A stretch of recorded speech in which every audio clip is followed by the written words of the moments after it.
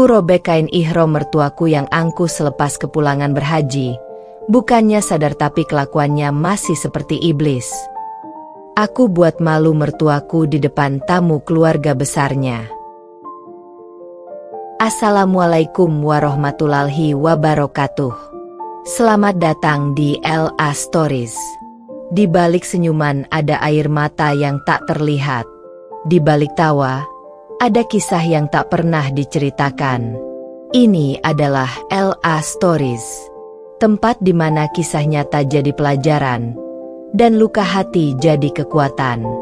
Setiap cerita di sini bukan sekadar drama, tapi potongan hidup yang bisa jadi cermin untuk kita semua.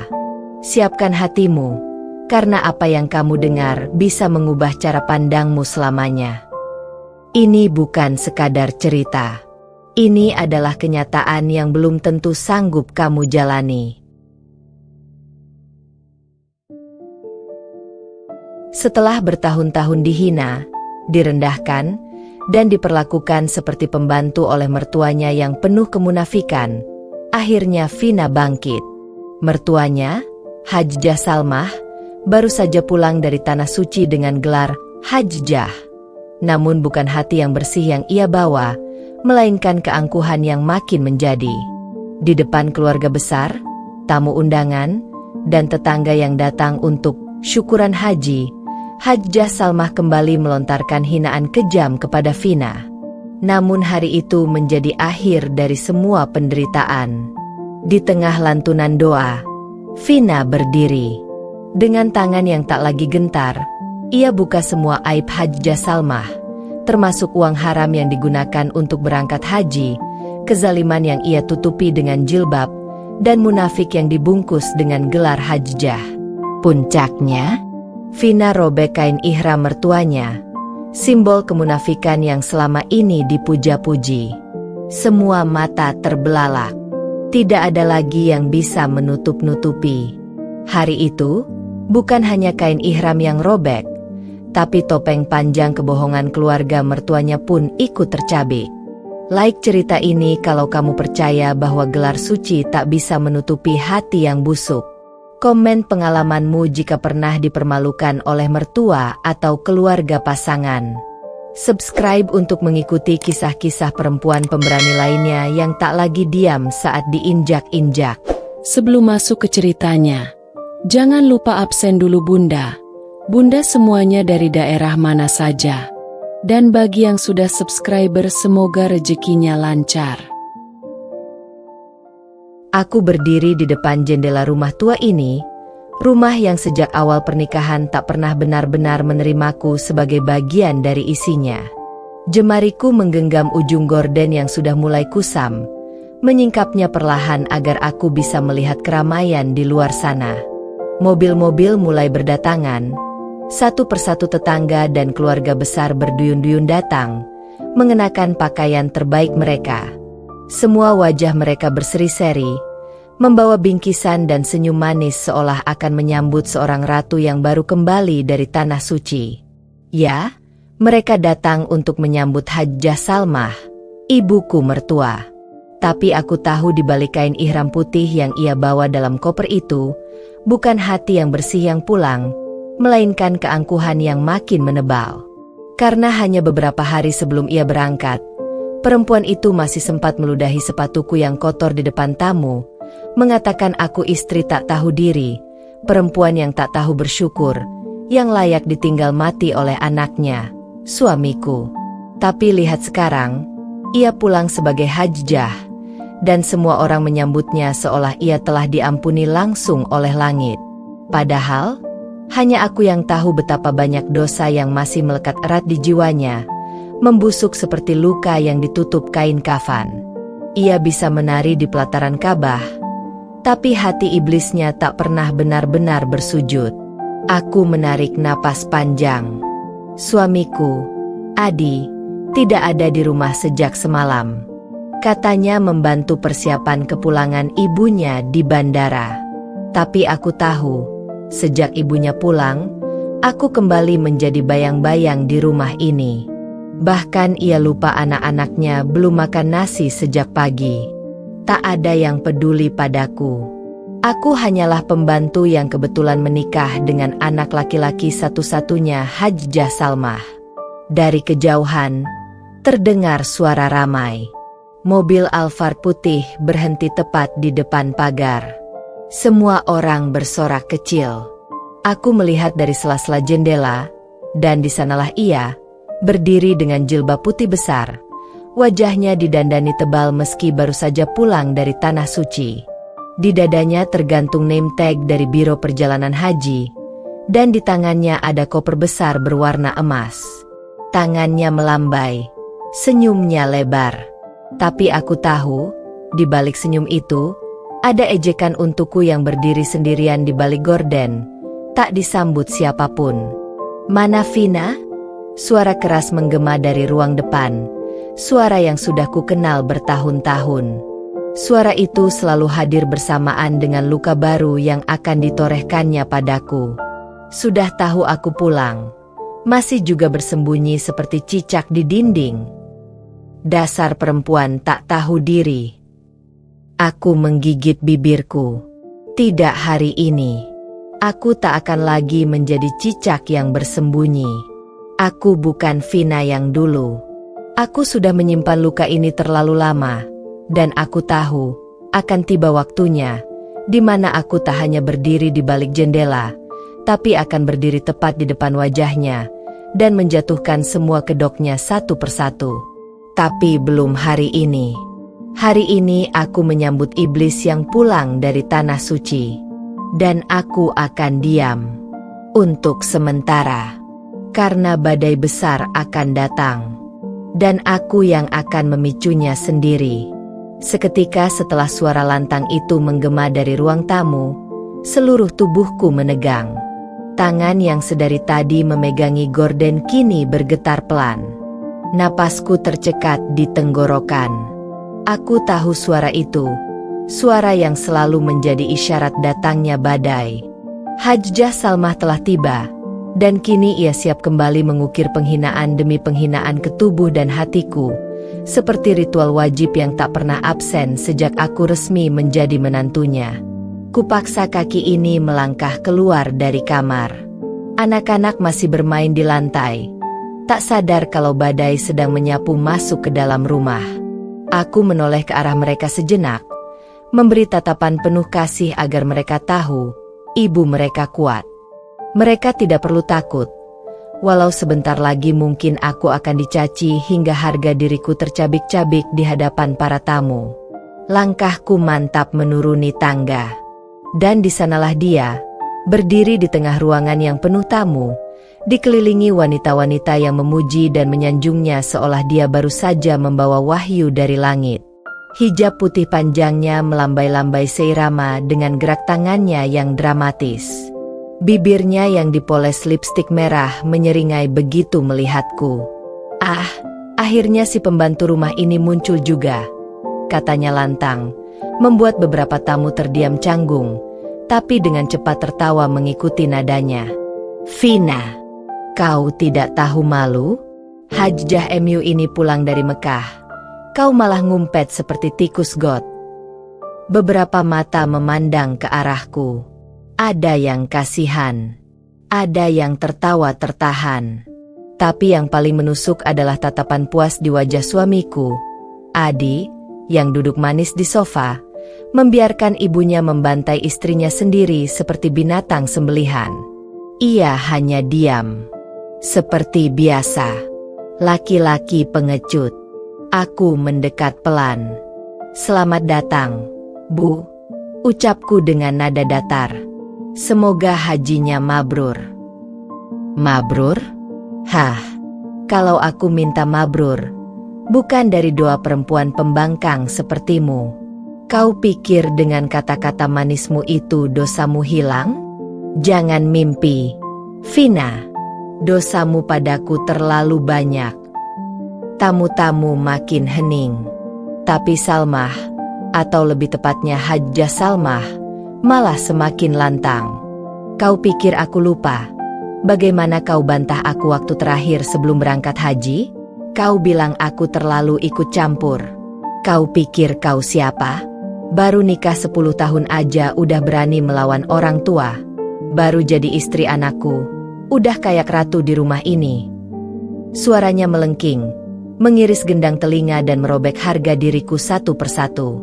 Aku menggenggam ujung kerudungku erat. Hatiku berdegup, tapi bukan karena takut.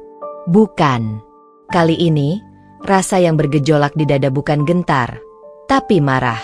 Amarah yang selama ini kupendam, kubungkam, kukunci rapat di dada. Tapi detik itu, aku merasa kuncinya mulai retak.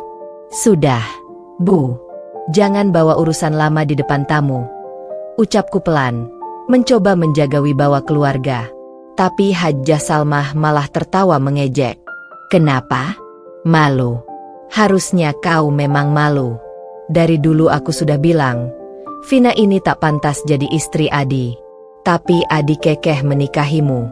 Dan lihat sekarang, rumah tanggamu tak jelas. Anak-anakmu kurus. Kau tak bisa urus rumah.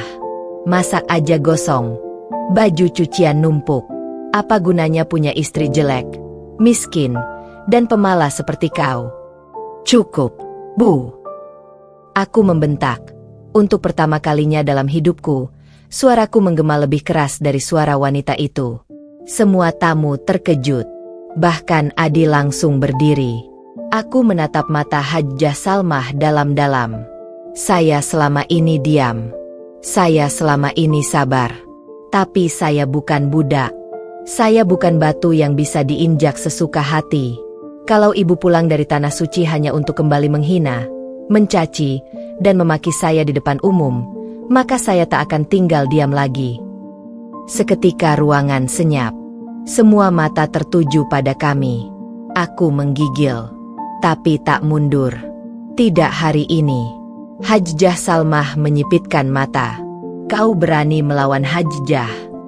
Aku mendekat, menatap langsung wajahnya. Kau hanya Hajjah di paspor, Bu, tapi tidak di hatimu.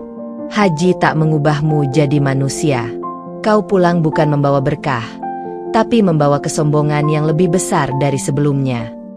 Dan itulah awal dari segalanya. Malam itu, rumah terasa lebih dingin dari biasanya. Bukan karena cuaca, tapi karena suasana batin yang menggelora dan mencekam. Setelah pertengkaran tadi siang yang membuat semua tamu syukuran haji terdiam dalam kebekuan, aku mengurung diri di kamar. Sementara di luar sana, Hajjah Salmah masih berkicau, menjelek-jelekan aku kepada setiap tamu yang masih sudi mendengarnya.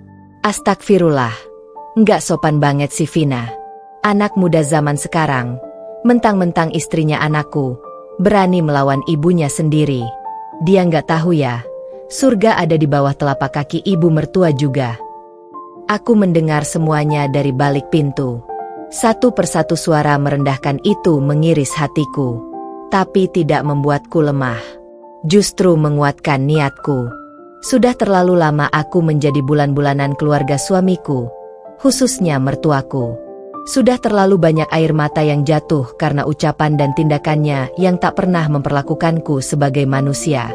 Bukan cuma sekali ia meludahi kehormatanku, merendahkan martabatku, mempermalukanku di depan umum, bahkan menghina anak-anakku seolah mereka bukan cucunya sendiri.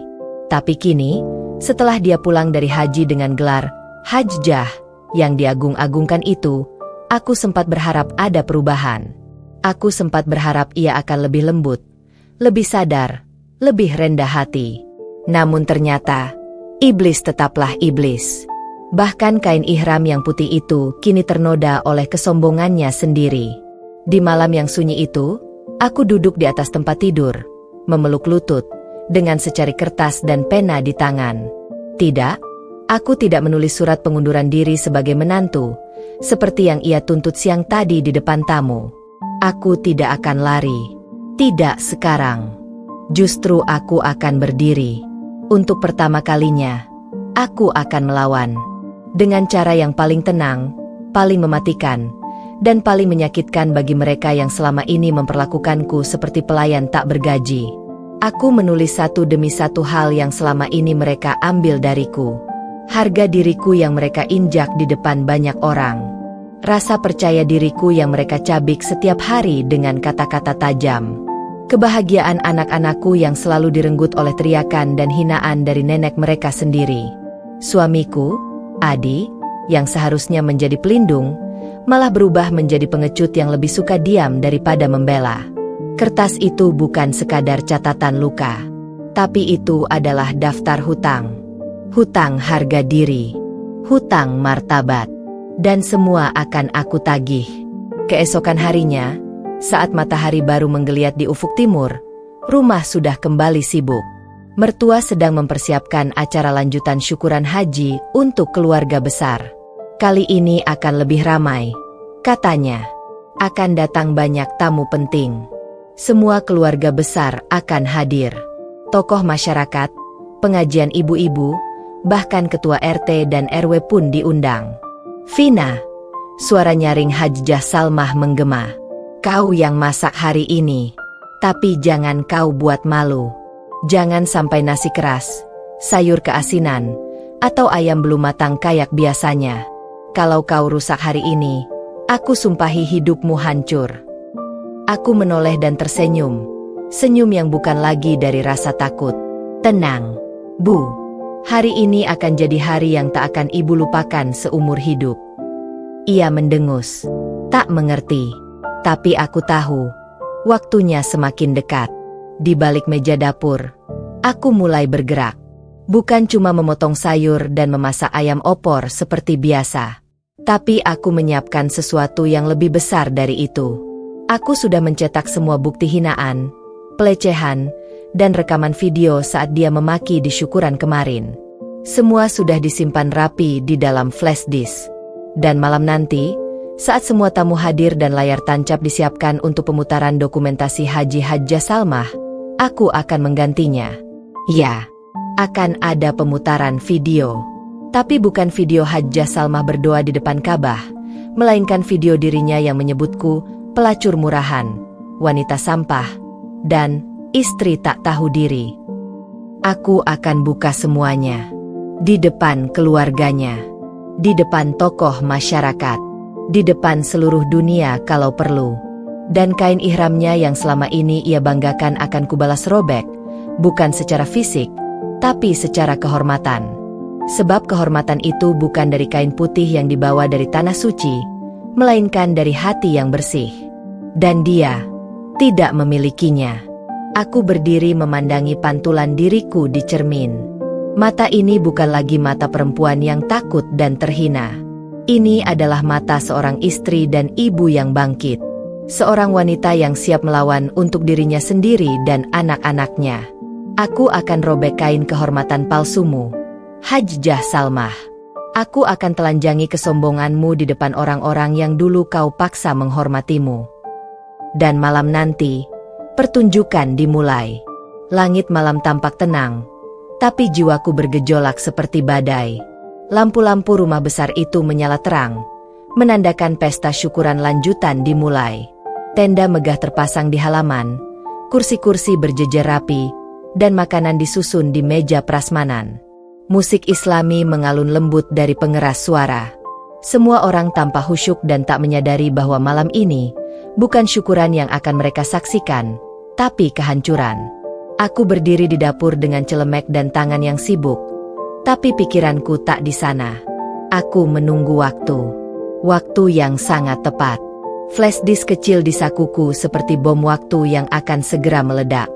Di dalamnya ada rekaman suara dan video yang akan menghancurkan reputasi mertuaku, Hajjah Salmah, yang selama ini sok suci di depan orang lain tapi berhati keji pada menantunya sendiri. Aku mendengar langkah-langkah cepat dari luar. Para tamu berdatangan. Ada ketua RT dan RW, bulurah, tokoh agama, bahkan penceramah terkenal dari pengajian setempat. Semua datang memuji dan menyanjung Hajjah Salmah. Sungguh wanita salehah ya Bu Hajjah Salmah. Semoga menjadi teladan, kata salah satu tamu. Masya Allah, Bu Hajjah. Kembali dari tanah suci, wajahnya bersinar, puji yang lain. Dan Hajjah Salmah, dengan kerudung putihnya, baju gamis mewah warna pastel, serta senyum sok anggun itu, hanya mengangguk sambil menatapku dari kejauhan dengan mata menghina. Seolah berkata, "Lihat, semua orang mencintaiku. Kau hanya debu di rumah ini." Aku hanya tersenyum. Senyum seorang pembunuh yang tahu waktunya akan segera tiba. Pukul 20 tepat, panitia keluarga mengumumkan acara utama. Kita akan saksikan bersama video dokumentasi perjalanan haji Ibu Hajjah Salmah sebagai rasa syukur dan pelajaran bagi kita semua. Tepuk tangan membahana. Semua tamu duduk rapi menghadap layar putih besar yang disediakan di halaman. Proyektor menyala. Suara lantunan doa mengalun. Gambar Ka'bah terpampang. Tapi itu hanya 20 detik pertama. Setelahnya, suara memekakan telinga muncul. "Kau itu cuma istri gembel. Istri nggak tahu diri. Enak-enakan tinggal di rumah saya, tapi berani-beraninya ngatur saya." Semua mata melebar. Di layar, tampak Hajjah Salmah berdiri di ruang tamu, dengan wajah beringas, jari menunjuk ke wajahku. Kamera tersembunyi menangkap segalanya. Wajahnya tak bisa disangkal. Satu persatu hinaan lain menyusul.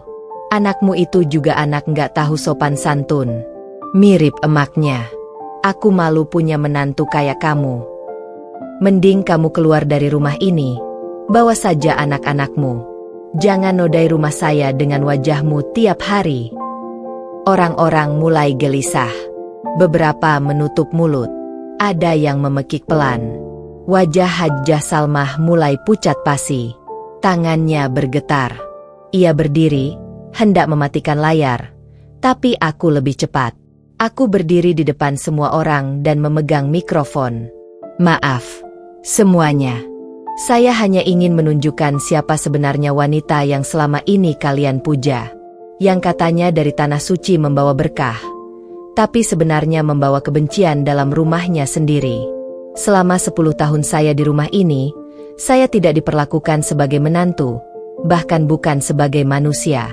Anak-anak saya disumpahi, suami saya dibisiki agar membenci saya, dan saya dihina setiap hari. Suaraku tenang, tapi setiap kata menusuk. Jika ini disebut rumah yang penuh berkah, maka saya adalah korban dari rumah yang dikendalikan iblis berbaju syar'i. Hajjah Salmah bukanlah wanita suci. Ia hanya pandai berkamuflase. Pandai membungkus dirinya dengan jilbab lebar, sementara lidahnya lebih tajam dari pisau, dan hatinya lebih gelap dari malam tanpa cahaya. Orang-orang terpana. Suasana membeku. Hajjah Salmah berteriak, "Berhenti! Ini fitnah. Ini dosa." Aku menoleh dengan dingin. "Fitnah? Bukti sudah di depan mata. Kalau ibu malu, bukan karena saya buka aib ibu, tapi karena ibu sendiri yang menciptakannya." Bu Lurah berdiri. Wajahnya tegas. "Ibu Hajjah, saya kecewa. Kita semua percaya pada kesalehan ibu. Tapi kalau ini benar, maka ibu telah mempermalukan gelar haji itu sendiri. Ini bukan perilaku seorang wanita yang baru pulang dari tanah suci." Penceramah pun angkat bicara. "Ibu Hajjah, semoga ini menjadi pelajaran. Haji itu bukan hanya pergi ke Mekah, tapi juga perubahan akhlak. Jika hati tetap jahat, maka haji itu hanya menjadi perjalanan wisata spiritual yang gagal." Satu persatu tamu meninggalkan tempat. Beberapa membuang undangan yang mereka pegang. Ada yang menatap Hajjah Salmah dengan jijik. Ada pula yang menatapku dengan hormat. Hari itu, bukan hanya reputasi Hajjah Salmah yang runtuh, tapi juga kekuasaan dan pengaruhnya. Ia terduduk di kursi. Wajahnya pucat, air mata turun, bukan karena menyesal, tapi karena malu. Malu karena topengnya robek, karena tidak bisa lagi menyembunyikan kebusukannya. Dan aku, untuk pertama kalinya merasa bebas. Malam itu aku berjalan ke kamar dengan kepala tegak. Di belakangku, suamiku mengikuti. Tak berkata-kata. Ia tahu, semua diamnya selama ini telah membunuh banyak hal. Ia tahu, hari ini bukan hanya ibunya yang jatuh, tapi juga dirinya sendiri sebagai pria yang tak pernah melindungi istrinya. Di depan kamar, aku berhenti dan menoleh.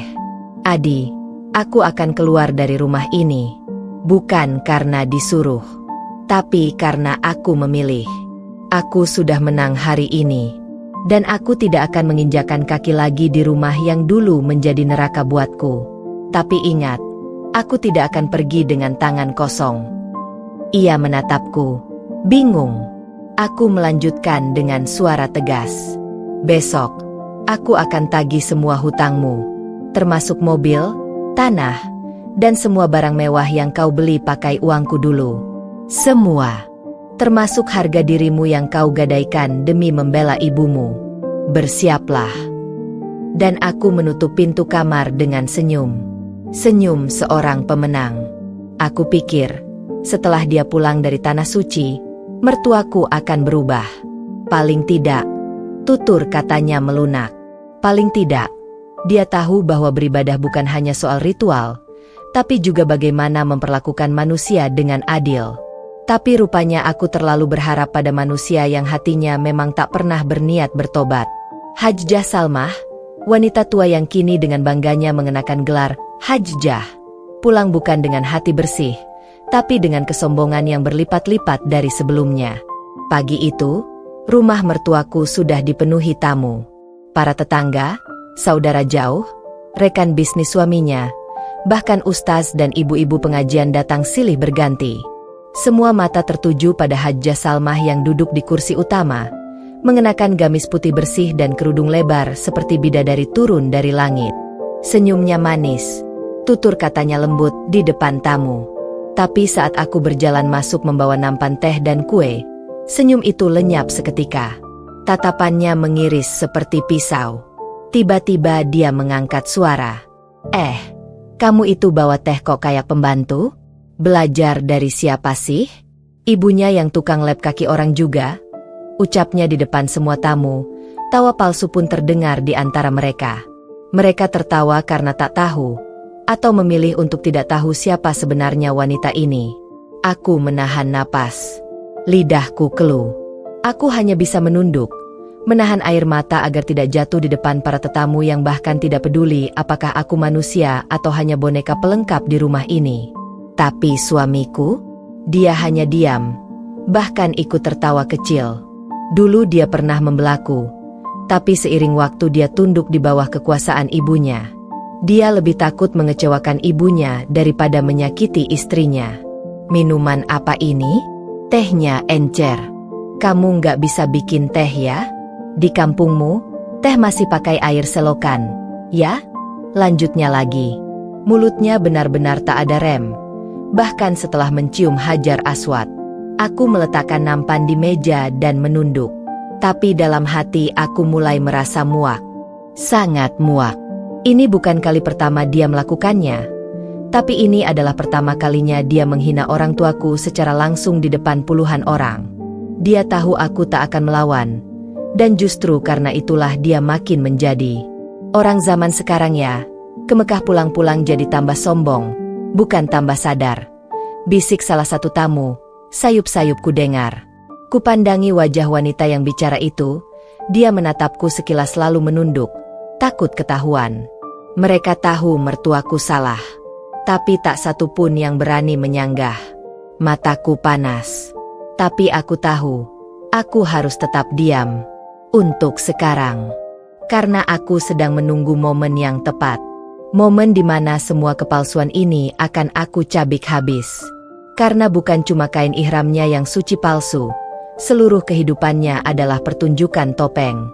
Dan sebentar lagi, semua akan tahu bahwa gelar Hajjah tak cukup menutupi busuknya hati seorang Salmah. Dan hari itu akan datang. Segera. Siang itu rumah mertuaku masih penuh tamu. Aku berdiri di sudut ruangan seperti bayangan, menyaksikan bagaimana semua orang memuji-muji Hajjah Salmah seolah dia wanita paling salehah di muka bumi ini. Padahal hatinya hitam, lebih kelam dari malam tanpa bintang. Suara tawa, pujian, dan gelar Hajjah yang dilontarkan berkali-kali seperti ironi yang menghantam dadaku berkeping-keping. Mereka tidak tahu siapa dia sebenarnya. Tapi aku tahu. Aku yang hidup bersamanya. Aku yang disiksa secara halus dan perlahan sejak hari pertama aku menikah dengan anak laki-lakinya.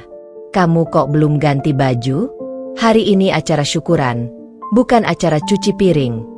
Sindir Hajjah Salmah tiba-tiba. Nadanya keras.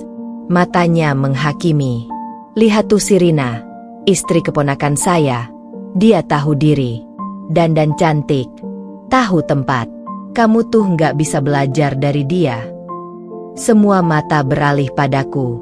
Rina, yang duduk di sisi kiri Hajjah Salmah, tersenyum simpul. Aku tahu dia menikmati momen itu. Dan suamiku masih di pojok, main HP, tidak peduli, tidak menoleh, tidak membelaku, hanya diam seperti patung. Dadaku mulai panas, jantungku berdegup cepat, tapi aku masih menahan, masih memendam, masih menunggu, karena aku tahu, aku hanya butuh satu ledakan saja untuk menghancurkan seluruh topeng mertuaku. Dan itu akan terjadi lebih cepat dari yang dia bayangkan. Tepat ketika Hajjah Salmah berdiri dan memperlihatkan kain ihram putihnya yang tergantung anggun di rak hias, simbol kesalehan, simbol kesucian. Aku tahu ini waktunya. Aku melangkah pelan. Semua mata tertuju padaku. Mereka mungkin mengira aku akan minta maaf atau menunduk. Tapi tidak. Aku berdiri tegak. Mataku menatap lurus ke arah wanita yang telah bertahun-tahun menginjak harga diriku tanpa ampun. Aku menarik kain ihram itu. Selembar kain suci dari tanah suci. Sambil menatap matanya, aku merobeknya perlahan-perlahan, hingga sobekannya terdengar jelas. Semua tamu terdiam. Ada yang menutup mulutnya. Ada yang berdiri. Ada yang mendekat seolah hendak menghentikan. Tapi tidak satu pun yang cukup cepat. Keras. Kain itu robek terbelah dua. Jatuh di lantai. Selembar kain yang katanya penuh makna. Tapi bagiku, itu hanya simbol kemunafikan. Karena tak ada gunanya mengenakan kain ihram kalau mulut masih suka menghina, hati masih dipenuhi kebencian, dan kaki masih sibuk menginjak martabat orang lain. Dulu saya diam karena saya hormat. Tapi sekarang saya muak. Hajjah Salmah, apa artinya haji kalau lisan ibu masih lebih kejam dari fitnah? Apa gunanya berangkat ke Baitullah kalau pulangnya masih senang mempermalukan orang lain? Kurang ajar kamu, teriak mertuaku, wajahnya merah padam. Tidak, Bu. Yang kurang ajar itu adalah orang yang mencuci dosa di Mekah, tapi pulang-pulang menumpuknya lagi di tanah sendiri. Balasku tegas. Suara gemetar. Tapi mataku tajam menusuk. Dan hari ini, semua orang akan tahu siapa Hajjah Salmah sebenarnya. Semua tamu terdiam. Rina berdiri bingung. Suamiku baru menyadari kekacauan yang terjadi dan berlari menghampiri. Tapi sudah terlambat. Topeng itu sudah aku robek. Sama seperti kain ihram itu. Dan tak ada jalan kembali. Suara robekan kain ihram itu masih menggema dalam kepala semua orang. Suara yang mungkin bagi sebagian terdengar biasa saja. Tapi bagi Hajjah Salmah, itu seperti palu godam yang memukul hancur nama baik dan kehormatan palsunya yang telah ia bangun selama bertahun-tahun dengan kemunafikan dan topeng kesalehan. Seketika ruangan itu hening. Tidak ada yang berani bergerak. Tidak ada yang berani bicara. Seolah-olah napas semua orang tersangkut di tenggorokan mereka. Tamu-tamu dari berbagai kalangan, mulai dari keluarga jauh, tetangga, hingga tokoh agama setempat, hanya mampu menatap antara terkejut dan tak percaya. Wajah Hajjah Salmah memucat. Sorot matanya bergetar. Mulutnya membuka, tetapi tak ada suara yang keluar. Untuk pertama kalinya, wanita itu kehabisan kata-kata. Aku berdiri tepat di hadapannya, tak bergeming. Suamiku, Aldi, akhirnya berdiri di tengah kami. Nadia, kamu gila. Ini acara syukuran. Kamu bikin malu orang tua. Aku menatap Aldi lurus-lurus. Aku tidak gila, Aldi. Tapi aku sudah muak. Kamu tahu, aku diam selama ini karena aku menghargai pernikahan kita. Tapi sekarang aku sadar, Aku cuma dijadikan boneka di rumah ini. Dicaci, direndahkan, dianggap pelayan. Dan kamu? Diam. Kamu biarkan ibumu menginjak-injak aku tiap hari. Aldi ingin menjawab, tapi ayah mertuaku menahan bahunya. Lelaki tua itu menatapku penuh kecewa. Tapi tatapan itu tak menembusku sedikit pun. Aku sudah terlalu kenyang dengan ekspresi pura-pura kecewa mereka. Jangan membuat keributan di depan orang banyak, bisik ayah mertuaku. Aku tertawa pelan. Lucu. Pak, saya membuat keributan? Bagaimana dengan istri Anda yang selama ini mempermalukan saya bahkan di hadapan pembantu sekalipun? Sekarang ketika topengnya saya buka, Anda semua ingin saya diam? Tidak, Pak. Sudah cukup saya disuruh diam selama bertahun-tahun. Dari sudut ruangan, Tante Rina mulai berbisik ke ibu-ibu lainnya. Aku mendengar suara lirih. Memang dari dulu saya dengar Nadia itu keras kepala. Aku menoleh. Silakan, Tante. Lanjutkan. Bicarakan saya sepuasnya.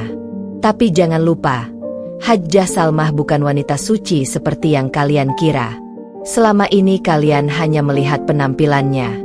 Tapi yang tinggal seatap dengannya tahu persis bagaimana dia memperlakukan orang lain. Cukup. Akhirnya Hajjah Salmah meledak. Suaranya melengking.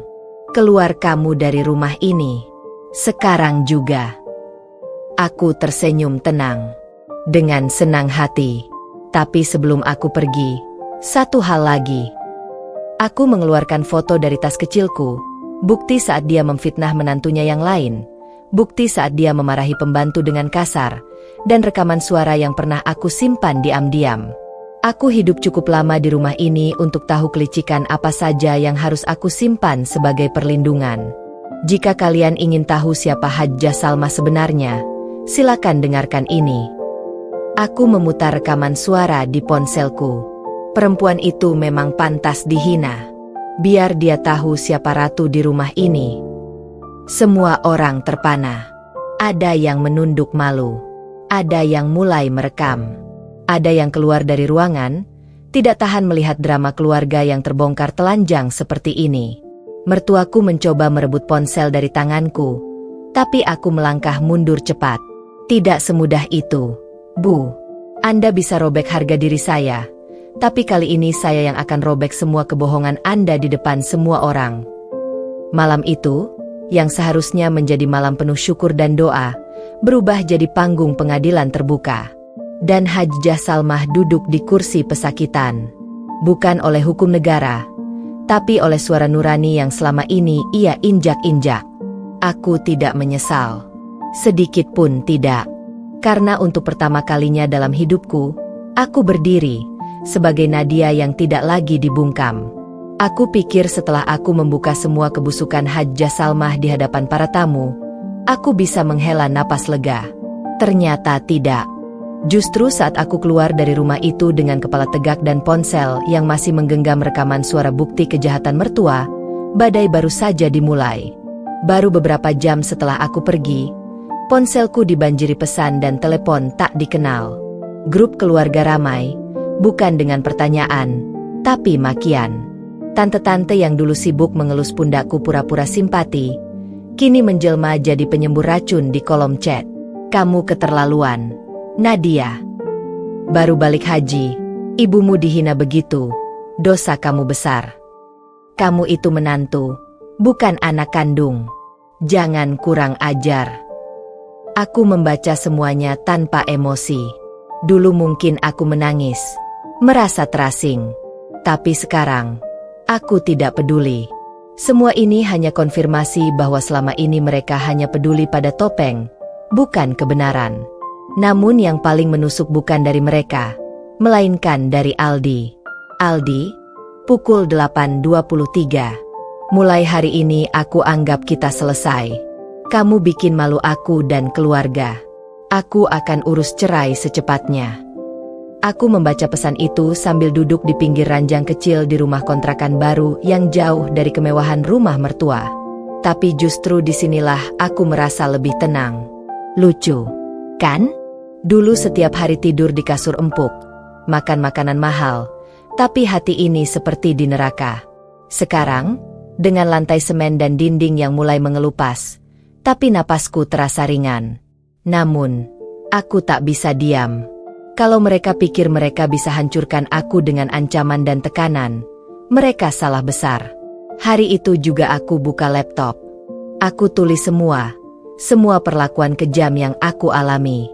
Aku buat blog dengan judul, "Di balik jubah Hajjah, aku menantu yang diinjak karena tak punya apa-apa." Dan tulisan itu viral. Dalam 2 hari, dibaca lebih dari 200.000 orang. Komentar membanjiri. Banyak wanita yang merasa kisahku seperti cermin hidup mereka. Ada yang menangis, ada yang bercerita, ada yang mendukungku untuk terus bersuara. Tapi tentu saja, keluarga mertuaku tidak tinggal diam. Pagi ketiga, aku dikejutkan oleh suara ketukan keras di pintu kontrakan. Aku mengintip dari lubang kecil. 2 pria berjas hitam berdiri dengan wajah tegang. Aku buka pintu setengah. Ada yang bisa saya bantu? Salah satu dari mereka membuka dompet identitas. Kami dari pengacara keluarga Ibu Hajjah Salmah. Kami membawa surat somasi. Anda diminta untuk menghapus seluruh unggahan blog dan rekaman suara, serta meminta maaf secara terbuka dalam waktu 2x 24 jam. Aku tertawa lirih. Somasi. Lucu. Waktu saya diinjak-injak, tidak ada yang peduli. Sekarang saya bersuara. Saya dituntut. Maaf, Bu. Kami hanya menjalankan tugas. Aku mengambil surat itu dan menutup pintu. Tidak ada rasa takut. Justru detak jantungku makin mantap. Kalau mereka pikir surat itu akan membuatku gentar, mereka salah besar. Aku hubungi temanku, Rini, seorang pengacara HAM yang aktif membela korban kekerasan dalam rumah tangga. Aku kirim semua bukti yang aku punya, rekaman, foto, dan saksi-saksi. Tenang, Nat, aku akan bantu. Ini bukan sekadar pembelaan personal. Ini pembelaan terhadap banyak perempuan yang mengalami hal serupa. Malam itu, aku live di media sosial. Nama saya Nadia. Saya adalah menantu dari seorang Hajjah yang selama ini dielu-elukan. Tapi hari ini saya berdiri bukan sebagai korban. Saya berdiri sebagai suara untuk semua istri yang dibungkam di balik tembok rumah. Saya tidak takut. Jika suara saya mengganggu ketenangan para penindas, biarlah. Karena kebenaran memang tak pernah nyaman untuk yang terbiasa hidup dalam dusta. Live itu ditonton lebih dari 500.000 orang. Komentar membanjiri, dan akun Instagram Hajjah Salmah pun diserbu. Banyak yang mulai bertanya, benarkah semua ini, Hajjah? Kemarin baru pamer foto haji, hari ini dilaporkan zalim sama menantu sendiri. Kalau benar, semoga haji mabrurnya gugur. Dan untuk pertama kalinya, topeng yang selama ini begitu kokoh mulai retak, tak oleh tangan siapa-siapa, tapi oleh kejujuran seorang perempuan yang pernah dianggap tak berdaya. Langit pagi itu begitu muram seolah ikut merasakan badai yang akan datang. Aku bangun dengan notifikasi yang menggila di ponselku. Ribuan komentar membanjiri akun media sosialku. Ternyata potongan liveku semalam viral, tersebar ke berbagai platform. Bukan hanya di kalangan ibu-ibu, tapi juga para aktivis, influencer, bahkan media nasional. Berita dengan judul bombastis mulai bermunculan. Menantu ungkap perlakuan kejam Hajjah Salmah selepas pulang haji. Viral. Hajjah Salmah ternyata zalim pada menantunya sendiri. Menantu robek kain ihram mertua, bukan tanpa alasan, ini faktanya. Media berebut wawancara. Akun gosip selebriti bahkan mengulas kejadian itu dengan detail. Netizen bereaksi cepat. Mereka membongkar masa lalu Hajjah Salmah. Foto-foto lamanya saat pesta dansa sebelum berhijab, saat ikut arisan mewah di hotel berbintang, dan komentar sinis dari tetangga mulai muncul. Dia tuh emang sombong dari dulu, sok suci cuma karena haji. Anaknya aja cerai 2 kali, masih sempat ngehina orang. Keluarga besar mereka mulai kepanasan. Aldi bahkan menghubungiku lagi setelah mengabaikanku sebelumnya. Aldi pukul 9.45. Nat, tolong kamu hentikan ini semua. Mama udah nggak keluar rumah. Difitnah orang-orang. Udah ya, kamu menang. Jangan keterlaluan. Menang? Aku belum menang. Aku belum menyentuh rasa sakit yang selama ini mereka tanam dalam tubuhku. Aku pukul 9.49. Jadi kamu baru sadar ini keterlaluan setelah harga dirimu dipertaruhkan? Lalu bagaimana dengan aku yang bertahun-tahun dihina dan diasingkan di rumah sendiri? Dia tak membalas lagi. Tapi pesan dari Rini masuk. Nat, kamu berhasil. Tim media dari Komnas Perempuan tertarik meliput kisahmu. Mereka mau angkat ini jadi kampanye nasional soal kekerasan domestik dan kekerasan emosional dalam rumah tangga. Hatiku bergetar. Bukan karena takut, tapi karena selama ini aku pikir kisahku hanya milik pribadi. Ternyata ini adalah cerita ribuan wanita lain di luar sana yang disudutkan oleh keluarga pasangan, yang disuruh diam atas nama menjaga kehormatan. Dan mulai hari itu, aku tidak hanya bicara sebagai Nadia, tapi sebagai suara.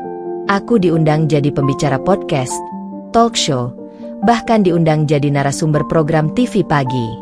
Aku ceritakan semua, tanpa sensasi, hanya kenyataan.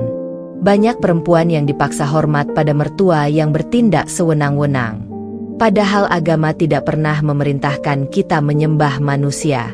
Hormat bukan berarti rela diinjak, ucapku dalam salah satu acara live yang disiarkan nasional. Komentar membanjiri. Kak Nadia, terima kasih sudah menjadi suara kami. Aku pernah di posisi kakak, tapi aku gak sekuat kakak. Andai dulu aku berani, mungkin aku tidak akan hidup penuh trauma sekarang. Sementara itu, di balik dinding rumah megah bercat putih milik Hajjah Salmah, badai kepanikan melanda. Ibu mertuaku tak lagi berani keluar rumah. Panggilan, Hajjah, yang dulu dielu-elukan kini berubah jadi cibiran. Anak-anak ngaji di kampung sekitar batal diajarkan karena orang tua mereka tak lagi percaya padanya. Kalau ngajarin anak-anak, siapa yang jamin gak ajarin akhlak kejam ke anak orang? Kata salah satu ibu dalam video yang tersebar di TikTok. Puncaknya, nama Hajjah Salmah dihapus dari daftar calon ketua DKM Masjid Besar yang baru saja ia ajukan sebelum berangkat haji. Aku dapat info itu dari kenalan pengurus masjid yang mengatakan, kami gak mau pengurus yang wajahnya dua. Depan ngaji, belakang nginjak menantu. Masyarakat sekarang sudah cerdas. Dan saat itu, Hajjah Salmah tak lagi punya panggung. Tidak lagi punya audiens yang bisa dia kendalikan dengan gelar dan jubah putihnya. Ia mulai ketakutan. Aku dengar dari tetangga, ia sempat pingsan setelah tahu video dirinya sedang dibicarakan di acara gosip TV nasional. Tapi yang paling menyakitkan buatnya bukanlah kehilangan posisi sosial, melainkan ketika Aldi, anak kesayangannya, satu-satunya pegangan harga dirinya, mulai mempertanyakan semuanya. Apa benar? Selama ini mama nginjak-nginjak Nadia? Nggak kasih makan? Nggak izinin tidur di kasur? Aku dengar Aldi mulai melihat ulang semua perlakuan ibunya. Bahkan dia mulai menangis di depan Rini saat diminta sebagai saksi. Aku dulu terlalu percaya mama. Tapi ternyata semua itu benar. Aku yang buta. Dan ketika kepercayaan dari anak sendiri runtuh, Hajjah Salmah lumpuh. Pagi itu, rumah besar milik Hajjah Salmah dipenuhi wewangian kasturi dan minyak gaharu yang menyengat. Sajian tumpeng, ayam bakar bumbu rujak, dan aneka kue khas hajatan syukuran haji berjejer di atas meja panjang yang dibalut taplak putih bersulam emas. Semua tamu mulai berdatangan, tetangga, kerabat, bahkan tokoh masyarakat dan ustaz-ustazah yang dulu jadi teman ibadah Hajjah Salmah. Namun bagi Vina, semua ini tak lebih dari panggung kemunafikan. Ia berdiri di balik pintu, menyaksikan bagaimana sang mertua, yang baru seminggu lalu menuduhnya perempuan tak tahu diri, kini melenggang anggun menyambut tamu dengan senyum palsu dan gaya sok alim. Dengan jilbab besar menjuntai dan gamis putih bersih, Hajjah Salmah menjelma jadi wanita suci yang semua orang puji hari itu. "Alhamdulillah ya Bu Hajjah." Pulang dari Mekah wajahnya makin bercahaya. Ucap salah satu tetangga. "Masya Allah, semoga berkah haji mabrurnya menular ke kami semua ya." Puji yang lain. Dan seperti aktor utama dalam sandiwara yang megah, Hajjah Salmah tertawa merendah, menangkupkan kedua tangan di dada. "Amin ya Rab, mudah-mudahan doa kita semua dijabah Allah." Vina hanya bisa memegang erat kain bajunya di balik dapur. Ingin rasanya ia berteriak saat itu juga. Tapi belum. Ini belum waktunya. Ia ingin semua mata dulu melihat topeng-topeng itu dipuja-puji, supaya ketika ia robek, tak ada satupun bisa menyangkal betapa kotornya hati yang dibungkus kain suci itu.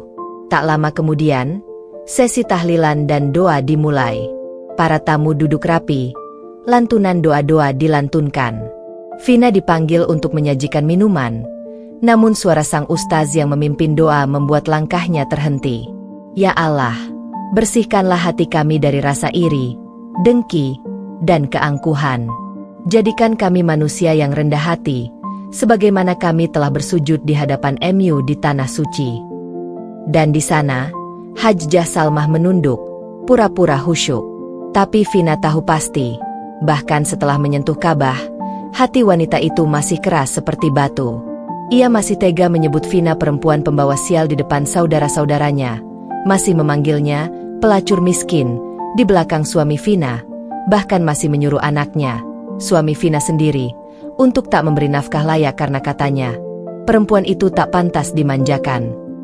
Tangannya gemetar menggenggam nampan teh hangat, tapi ia paksakan untuk berjalan ke depan, membagikan satu persatu pada para tamu. Satu senyum palsu, satu piala sabar. Sampai akhirnya, salah satu tante dari pihak mertua menyapa. Ini mantu Hajjah ya?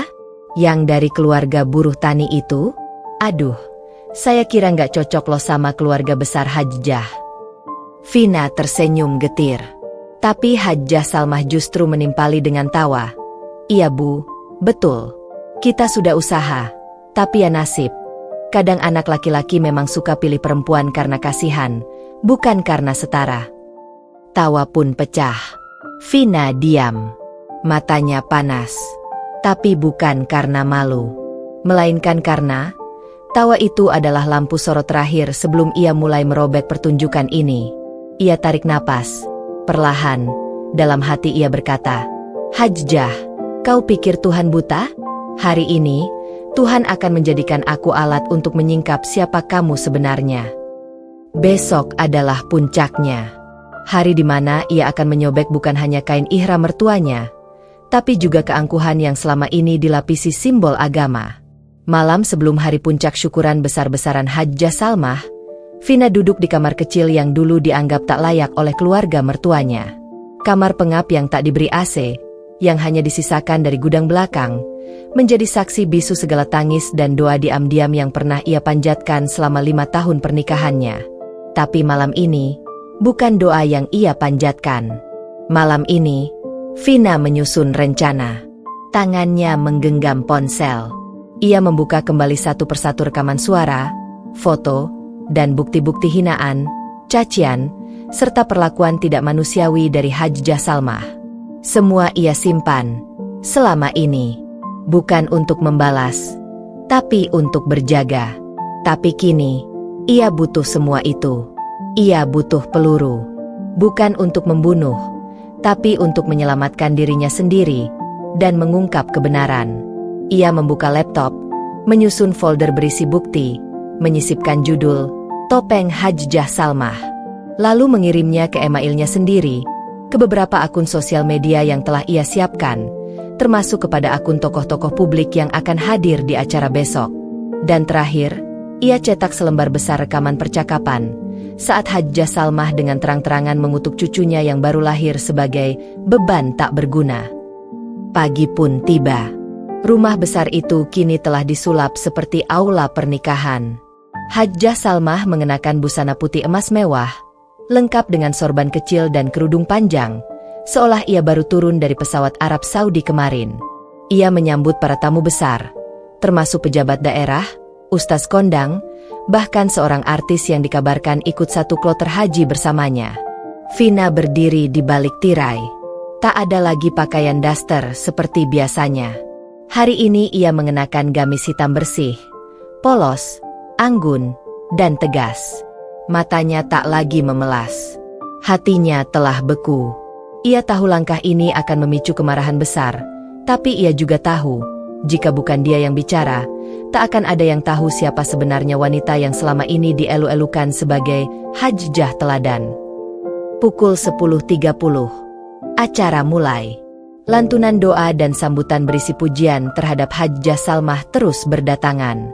Beliau ini contoh muslimah yang taat, ibu rumah tangga, mertua penyayang, panutan masyarakat. Seru salah satu tokoh agama yang hadir, dengan semangat. Tamu-tamu pun mengangguk-angguk.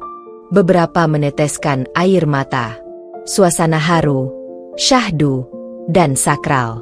Tapi, di saat semua sedang menunduk dan mengamini doa panjang di bawah tenda putih besar, suara mikrofon mendadak berganti. Feedback menyentak semua tamu. Dan di depan panggung, Vina muncul. Langkahnya tenang. Mikrofon ia genggam erat. Semua mata kini tertuju padanya. Beberapa bergumam heran, sebagian lagi terperangah. Termasuk suaminya sendiri dan Hajjah Salmah yang langsung berdiri dari duduknya, hendak menghentikan. Namun terlambat. Vina berbicara. Suaranya jernih, lantang, tanpa gemetar. Maaf sebelumnya. Saya Vina, menantu dari Hajjah Salmah. Saya tidak akan banyak bicara. Saya hanya ingin memperlihatkan kepada semua yang hadir, bahwa apa yang kalian puji hari ini, tidak sepenuhnya benar. Terdengar desahan kaget dari beberapa tamu. Saya telah menerima cacian, hinaan, siksaan psikologis dari wanita yang kalian anggap teladan. Bahkan saat saya hamil dan sakit, beliau berkata bahwa anak saya membawa sial. Semua itu saya rekam. Semua itu saya simpan. Vina mengangkat secari kertas besar, rekaman percakapan yang dicetak hitam putih. Ia lanjutkan, ini bukan tentang membalas. Ini tentang menolak menjadi korban yang terus bungkam demi menjaga citra orang lain. Saya tidak butuh kalian percaya. Saya hanya ingin Ibu Hajjah tahu, kain ihram itu tidak akan menyucikan hati jika niatnya hanya untuk pamer dan menutupi kebusukan. Ia lalu mengeluarkan satu potongan kain ihram milik Hajjah Salmah yang ia temukan beberapa hari lalu di lemari belakang. Kain itu masih ada noda lipstik merah di pinggirnya. Dengan tenang, ia sobek kain itu di depan para tamu, perlahan, lembar demi lembar. Dan di sanalah, waktu berhenti. Semua mata membelalak. Beberapa tetangga yang dulu membela Salmah mulai menunduk malu. Tokoh agama mulai berbisik. Suara ricuh mulai terdengar. Hajjah Salmah berdiri gemetar. Suaminya tampak mencoba menenangkan, namun tak bisa menyelamatkan citra yang telah terbakar. Vina hanya berkata satu kalimat terakhir. Haji mabrur tidak lahir dari mulut penuh hinaan, tapi dari hati yang tunduk pada Tuhan, bukan dari tangan yang suka menampar anak menantu dan berpura-pura suci di depan umum. Hari ini, saya bukan lagi menantu Hajjah Salmah. Saya perempuan yang telah selesai bertahan dari neraka kecil bernama keluarga munafik. Lalu ia menunduk, meletakkan mikrofon, dan berjalan pergi meninggalkan tenda itu. Semua yang terjadi sesudahnya akan menjadi cerita panjang penuh hujatan, pembelaan, dan perpecahan. Tapi bagi Vina, ia telah bebas. Bebas dari tirani yang dibungkus agama. Bebas dari keluarga yang menjual nama Tuhan untuk menindas sesama. Aku berdiri di pojokan ruang tamu yang penuh dengan para tamu yang datang dengan pakaian terbaik mereka. Duduk bersila sambil mendengarkan ceramah ustadz yang entah mengulang-ulang tentang keikhlasan seorang hajjah yang baru pulang dari Baitullah. Hajjah Salmah, mertuaku, duduk paling depan dengan wajah menunduk penuh kepura-puraan, mengenakan mukena putih berenda emas yang baru ia beli dari tanah suci. Ia sesekali mengusap wajah dengan sapu tangan, seolah-olah sedang tersentuh oleh ayat-ayat suci. Tapi aku tahu air matanya bukan karena takut Tuhan, tapi karena kebanggaan palsu. Ia bangga dipuja-puji oleh tamu sebagai wanita yang kini suci dan layak dihormati. Padahal, beberapa jam sebelum acara ini dimulai, ia masih sempat memaki cucuku yang menangis karena ingin makan nasi goreng. Ia masih sempat menyindir bajuku yang kusam, dan menyuruhku untuk jangan bikin malu keluarga, karena pakaianku tidak semahal tamu lainnya. Dia bahkan dengan lantangnya menyuruhku mencuci piring sendiri. Katanya, jangan manja cuma karena habis melahirkan. Apa itu suara seorang hajjah? Atau hanya mulut setan yang dibungkus sorban? Aku lihat sekeliling. Keluarga besar suamiku duduk dengan raut muka tenang, karena mereka belum tahu siapa Hajjah Salmah sebenarnya. Mereka belum tahu bahwa hajinya bukan dari uang halal. Mereka belum tahu bahwa wanita yang mereka puja ini telah mengusirku saat aku sedang hamil 7 bulan, memaksaku tidur di dapur tanpa kasur, menyembunyikan makanan di lemari hanya agar aku kelaparan. Hatiku panas. Tanganku gemetar menahan air mata yang sudah nyaris tumpah. Aku tak sanggup lagi melihat semua ini. Aku tak akan membiarkan panggung kemunafikan ini terus berlangsung. Maka, ketika Ustadz selesai membaca doa dan semua berseru, "Amin," aku berdiri. Di tengah-tengah. Di depan semuanya. "Aku mau bicara," teriakku lantang. Semua mata langsung menoleh. Ada yang mengernyit. Ada yang terkejut. Ada yang mendelik tak percaya. Termasuk Hajjah Salmah. "Vina, kamu apa?" Suara suamiku mencoba menghentikanku, tapi aku tak goyah. Selama ini aku diam. Aku tahan semua perlakuan kalian padaku. Aku bertahan demi anak, demi pernikahan yang kalian bilang suci padahal penuh racun. Tapi hari ini, aku tidak akan jadi perempuan bisu yang kalian injak-injak. "Vina, jangan buat malu," bisik suamiku. "Malu?" Aku menyeringai getir. "Kamu lebih takut dipermalukan tamu daripada takut istrimu mati dalam depresi. Bukankah kamu yang menyaksikan ibumu menghina aku tiap hari? Kamu yang diam saja saat aku didorong keluar rumah saat hujan? Kamu yang tahu ibumu mencuri tabunganku dan kamu hanya bilang, 'Sabar, Vin, itu orang tua.' Apa orang tua berhak menghancurkan rumah tangga anaknya?" Hajjah Salmah berdiri dengan wajah merah padam. "Kamu kurang ajar. Kamu ini." "Diam." Aku menunjuk langsung ke arah wajahnya. "Kau yang harusnya sadar. Kau pulang dari haji tapi kelakuanmu masih seperti sebelum berangkat. Kau bukan pulang membawa berkah. Kau pulang membawa arogansi. Kau kira haji bisa menghapus semua dosamu terhadapku? Terhadap anakku?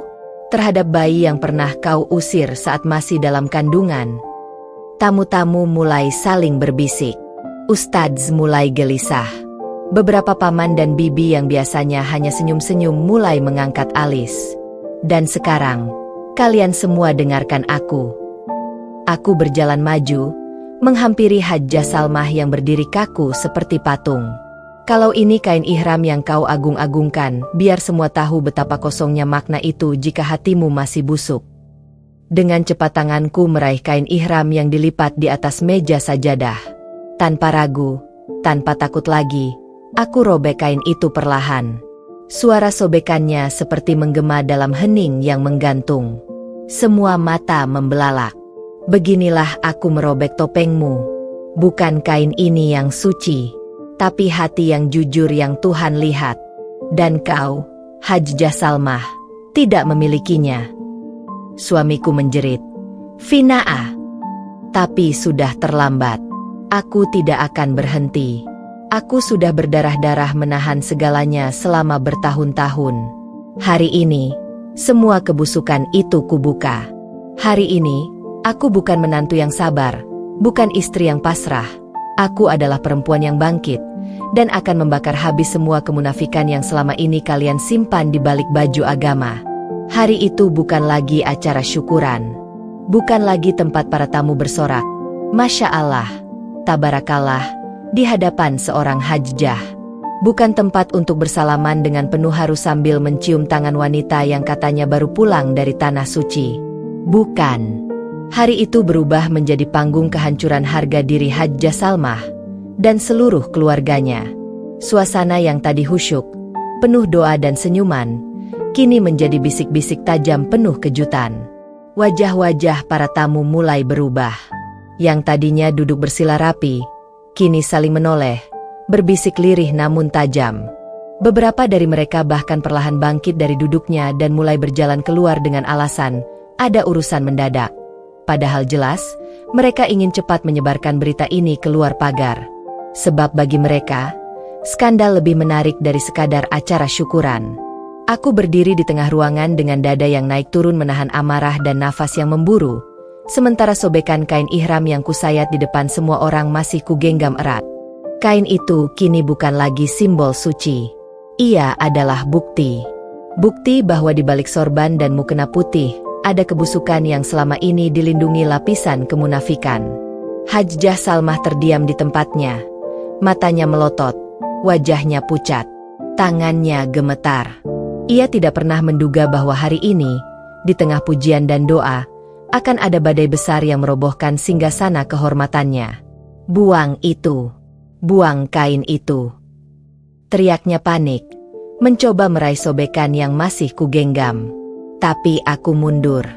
Bukan aku yang harus membuangnya, Hajjah. Tapi hati dan kebusukanmu. Itu yang harus dibuang, ucapku lantang, membuat beberapa tetangga yang masih di dalam rumah langsung menutup mulut mereka dengan syok. Paman Rahman, kakak dari almarhum ayah suamiku, berdiri dan menatap Hajjah Salmah dengan tatapan kecewa. Salmah, ini semua benar? Kau perlakukan menantumu seperti itu? Bahkan saat dia hamil. Dia bohong. Semua itu fitnah. Bentak Hajjah Salmah dengan suara yang mulai bergetar, tapi semua orang bisa melihat. Matanya tidak menatap siapa-siapa. Ia hanya melotot seperti wanita yang kehilangan pijakan hidupnya. Ustadz yang tadi memimpin doa, berdiri pelan, dengan wajah berat. Saya tidak bisa ikut campur urusan rumah tangga, tapi, jika setengah dari ucapan Ibu Vina itu benar, maka hajimu, Hajjah, hanya perjalanan wisata yang dibalut ibadah. Maafkan saya harus pergi. Dan ia melangkah keluar. Diikuti satu persatu tamu yang sebelumnya memuji-muji. Aku bisa mendengar jelas bisikan-bisikan itu. Pantas dari dulu sombong banget. Ternyata begini aslinya. Ya Allah, kok bisa tega sama menantu hamil? Kalau saya jadi Vina, saya udah ninggalin dari dulu. Dan saat semua tamu satu persatu keluar dari rumah, membawa cerita lebih panas dari berita selebritas, suamiku tiba-tiba menendang meja kecil di samping ruang tamu hingga pecah. Puas kamu, Vina? Kamu maluin keluargaku depan orang banyak. Aku berbalik menatapnya. Aku malu bukan karena membuka aib kalian. Aku malu karena selama ini aku membiarkan diriku diinjak-injak di depan kalian, tanpa perlawanan. Hari ini, aku hanya mengembalikan apa yang seharusnya menjadi milik kalian. Malu. Suamiku maju. Matanya merah. Tapi sebelum ia bisa mendekatiku lebih jauh, suara retak dari belakang menghentikannya. Tangan Hajjah Salmah terangkat. Jantungnya berdebar cepat. Lalu ia ambruk. Pingsan. Tubuhnya jatuh menimpa sajadah dan mukena yang tadi ia lipat dengan bangga. Tapi tak seorang pun bergerak cepat menolongnya. Semuanya membeku. Tak ada yang berseru, Hajjah, Hajjah. Seperti biasanya. Bahkan keluarga dekatnya pun hanya terpaku. Mereka tak lagi melihatnya sebagai wanita suci. Mereka melihatnya sebagai sumber aib. Sebagai pusat badai. Aku melangkah perlahan ke arah suamiku dan menatap matanya dalam-dalam. Ini baru permulaan. Aku akan pastikan, seluruh dunia tahu siapa kalian sebenarnya. Dan setelah ini, aku akan pergi. Tapi sebelum itu, aku menoleh ke arah adik iparku yang sejak tadi merekam diam-diam dengan ponselnya dari balik pilar. Kau mau rekaman itu diviralkan? Silakan. Aku justru akan bantu sebarkan. Biar semua orang tahu, gelar Hajjah tak bisa menyelamatkan orang dari kebusukan hatinya.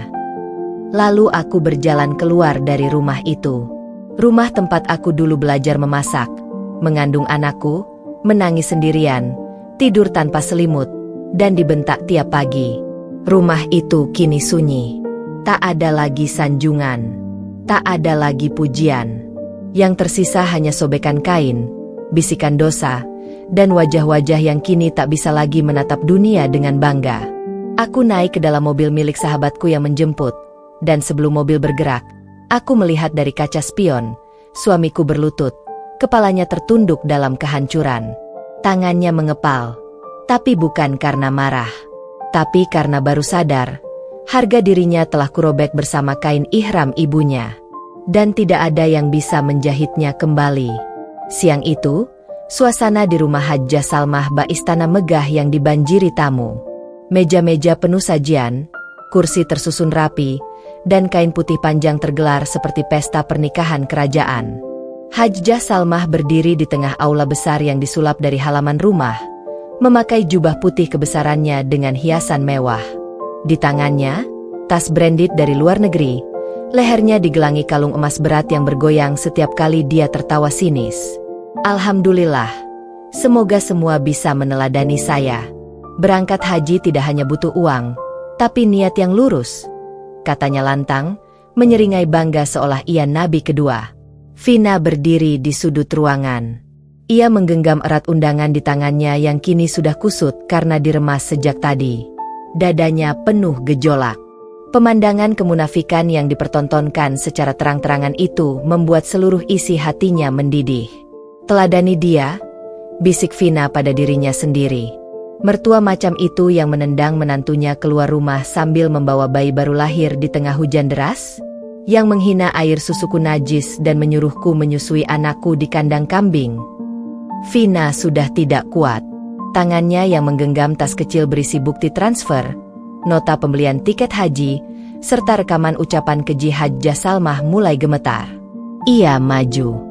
Semua mata tertuju padanya. Permisi. Suara Vina tenang tapi mengiris. Saya ingin menyampaikan satu hal sebelum acara doa bersama dimulai. Hajjah Salmah menoleh dengan pandangan meremehkan. Kamu ngapain di sini? Masih berani masuk rumah saya setelah semua yang kamu perbuat? Pantas anak saya ceraiin kamu. Kamu bawa aib ke rumah ini. Vina menahan tangis dan tawa yang bercampur jadi satu. Aib? Saya justru mau bersihkan rumah ini dari segala bentuk kebusukan yang kalian sembunyikan di balik kata haji dan syukur. Tamu-tamu terdiam. Beberapa berbisik. Anak-anak yang tadi bermain mendadak diam. Kamera ponsel mulai terangkat diam-diam. Apa maksudmu? Bentak Hajjah Salmah dengan suara tinggi. Tapi Vina sudah membuka tasnya, mengeluarkan lembaran bukti pembayaran yang disorot ke arah kamera. Ini bukti bahwa uang keberangkatan haji Anda berasal dari dana hasil penggelapan koperasi tempat saya dulu bekerja. Uang yang dicuci lewat rekening anakmu, lalu dibelikan emas, lalu dijual kembali agar terlihat bersih. Semua atas nama kamu. Lalu kamu berdiri di sini, seolah bersih. Wajah Hajjah Salmah seketika memucat. Tamu-tamu berdiri dari kursi mereka. Fitnah. Fitnah besar. Saya dilindungi Allah. Saya sudah suci karena baru pulang dari tanah suci. Suci? Lalu mengapa kau mengutuk cucumu sebagai anak haram hanya karena dia lahir saat aku masih nifas? Mengapa kau lempar ASI yang aku perah hanya karena botolnya murah? Mengapa kau larang anakmu kasih nafkah hanya karena aku tak berdarah biru? Diam. Diam kau. Hajjah Salmah berteriak. Wajahnya merah. Tapi Vina sudah maju, dan dengan langkah pasti, ia raih ujung kain ihram putih Hajjah Salmah yang disampirkan sebagai simbol kehormatan. Dan, crek! Kain itu robek. Simbol suci yang dibanggakan kini tercabik di depan semua orang. Tamu-tamu berteriak. Beberapa mundur. Beberapa mengangkat kamera lebih tinggi. Aku robek bukan karena kainnya, bisik Vina di telinga mertuanya yang gemetar. Tapi karena topengmu yang tak pantas lagi menempel di tubuh manusia. Dan hari itu, bukan hanya kain yang terrobek. Nama baik Hajjah Salmah tercabik habis-habisan. Video kejadian itu viral di media sosial. Semua rekayasa, Semua pencitraan, semua iblis yang bersembunyi di balik kerudung lebar dan gelar Hajjah akhirnya terbongkar. Suara robekan kain ihram itu bergema di dalam rumah besar yang dipenuhi tamu. Teriakan kecil, desahan kaget, kamera yang terus menyala, semua menciptakan orkestra kehancuran yang sempurna untuk seorang wanita yang selama ini hidup di balik reputasi palsu bernama Hajjah Salmah. Namun bagi Vina, itu bukan akhir. Itu hanya permulaan dari kehancuran total seorang mertua yang selama bertahun-tahun menyiksa batinnya tanpa pernah merasa bersalah. Vina tidak lagi peduli dengan tatapan-tatapan tamu yang kebingungan. Matanya hanya tertuju pada sosok Hajjah Salmah yang kini berdiri terdiam di depan mimbar kecil tempatnya tadi berceramah. Tangannya masih menggenggam sisa kain ihram yang terjuntai tak berdaya. Astagfirullah. Astagfirullah. Jerit Salmah dengan suara tinggi dan pura-pura menangis, sambil memeluk kerudungnya. Lihat, ini menantu durhaka. Tidak tahu sopan santun. Dia robek kain suci saya. Dia ganggu acara syukuran. Vina melangkah maju dengan tenang, menantang tatapan para tamu yang kini menatap bingung antara berpihak pada seorang hajjah tua atau perempuan muda yang bicara dengan tenang dan penuh bukti. Saya tahu saya akan disebut durhaka. Tapi durhaka pada orang yang menjual kehormatan agamanya demi gengsi duniawi adalah kebajikan. Semua tamu terdiam. Beberapa orang tua mengangguk pelan. Bahkan beberapa ibu-ibu saling melirik dan berbisik, mulai menyadari bahwa mungkin selama ini mereka telah mengidolakan sosok palsu. Vina melanjutkan, dengan suara tenang namun setiap katanya menusuk jantung. Selama bertahun-tahun, saya dijadikan budak di rumah ini. Saya disuruh bangun jam 3 pagi, bukan untuk tahajud, tapi untuk membersihkan kamar mandi Hajjah. Saya disuruh menyajikan makanan, bukan karena lapar, tapi untuk dijadikan tontonan siapa yang lebih layak menjadi perempuan sejati. Dan ketika saya mengandung anak saya, ibu ini, yang mengaku Hajjah, justru menyebut anak saya haram hanya karena saya menolak ikut arisan keluarga yang jelas-jelas berniat menjebak saya dalam utang. Tangan Hajjah Salmah mulai gemetar. Tamu-tamu yang tadinya hendak pergi, kini kembali duduk. Drama ini terlalu seru untuk dilewatkan. Salah satu cucu keluarga merekam dari balkon atas. Dia memanggil saya pelacur, hanya karena saya membuka toko daring kecil-kecilan agar bisa beli popok.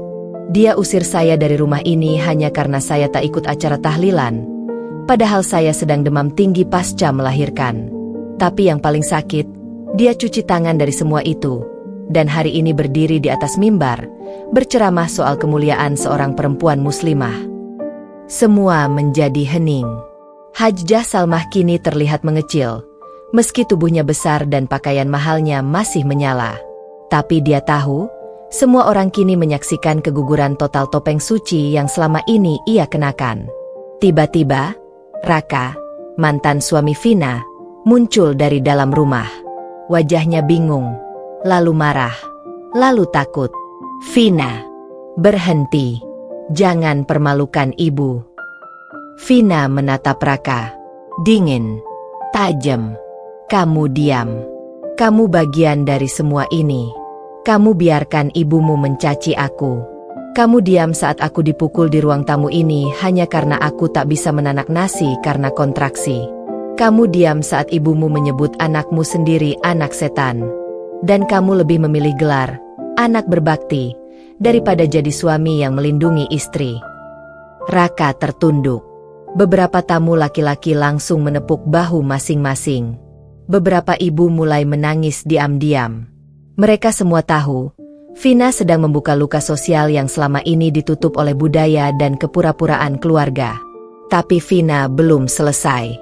Saya punya rekaman semua penghinaan itu. Sudah saya serahkan ke pengacara saya. Dan kalian tahu apa? Surat gugatan pencemaran nama baik, KDRT psikis, dan penggelapan harta bersama sedang diproses. Saya tidak datang ke sini hanya untuk bicara. Saya datang untuk mengembalikan kehormatan saya yang selama ini diinjak oleh keluarga ini. Hajjah Salmah jatuh terduduk. Kerudungnya lepas sebagian. Make up mahalnya mulai luntur karena air mata dan keringat. Tasnya terjatuh. Kalung emasnya tersangkut pada lengan kursi. Untuk pertama kalinya, wanita itu tampak seperti manusia biasa. Bukan ratu rumah, bukan hajjah suci, tapi wanita tua yang ketakutan karena akhirnya dosa masa lalunya diadili oleh suara yang selama ini dibungkam. Vina berbalik. Tapi sebelum pergi, dia melangkah ke meja tamu, mengambil mikrofon, dan dengan suara lantang, berkata, "Jangan takut pada manusia yang bisa umrah 5 kali, haji 3 kali, tapi menyimpan hati sehitam neraka. Takutlah pada kebenaran, karena kebenaran akan selalu cari jalan meski kalian tutup semua pintu." Vina pergi dengan langkah tegas, penuh kemenangan. Tapi bukan kemenangan karena balas dendam, melainkan karena dia akhirnya bangkit sebagai perempuan yang menolak diinjak lagi. Dan Hajjah Salmah? Dia duduk, tak bisa bergerak, sementara semua tamu perlahan meninggalkan rumahnya satu persatu. Rumah itu hening, sepi, tak ada lagi tepuk tangan, tak ada doa syukur. Yang tersisa hanya kehancuran. Dan itulah awal dari kejatuhan sang ratu palsu. Angin sore itu seakan ikut berbisik tentang kebusukan yang akan segera terbongkar. Tenda besar berwarna putih masih berdiri megah di halaman rumah mertua, dengan lampu gantung kristal yang bergoyang pelan ditiup angin. Suara-suara para tamu undangan masih ramai terdengar, bercampur dengan pujian-pujian kosong untuk Hajjah Salmah yang baru pulang dari Tanah Suci. Tapi aku, Vina, duduk di salah satu sudut ruangan dengan dada penuh gejolak. Hatiku terbakar. Bukan oleh iri, bukan oleh rasa tak punya, tapi oleh luka yang terus disayat oleh mertuaku sendiri. Perempuan yang baru saja pulang dari ibadah suci tapi mulut dan hatinya masih lebih kotor dari genangan air limbah. "Vina, kamu jangan duduk di sana. Ya, itu buat tamu." "Dasar nggak tahu tempat," kata Hajjah Salmah dengan suara keras, sengaja dibuat agar semua tamu mendengarnya. Seketika pandangan mengarah padaku. Senyum mengejek beberapa ipar juga menyelip, seolah ini hiburan gratis yang mereka tunggu. Aku diam. Tapi bukan karena takut, bukan karena malu. Aku sedang menyimpan semuanya. Napasku tertahan di dada, menunggu waktu yang tepat untuk meledak.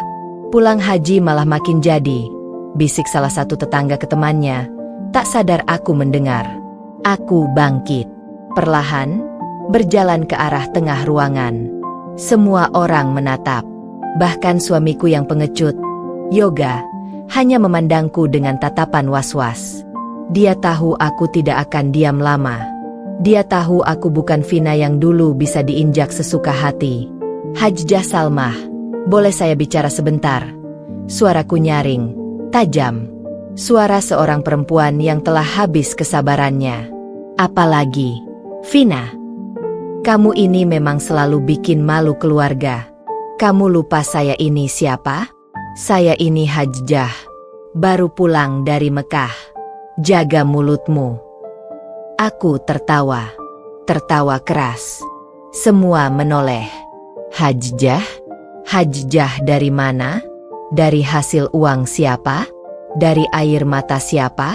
Dari penderitaan siapa?" Suaraku menghantam dinding ego yang selama ini berdiri kokoh di dalam dirinya. Wajah Salmah langsung berubah. Tapi aku tak berhenti. "Kamu lupa, Bu?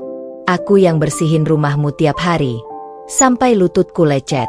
Aku yang kamu hina sebagai perempuan tak berguna. Aku yang kamu sembur mukaku karena cuma beli ayam 1 ekor.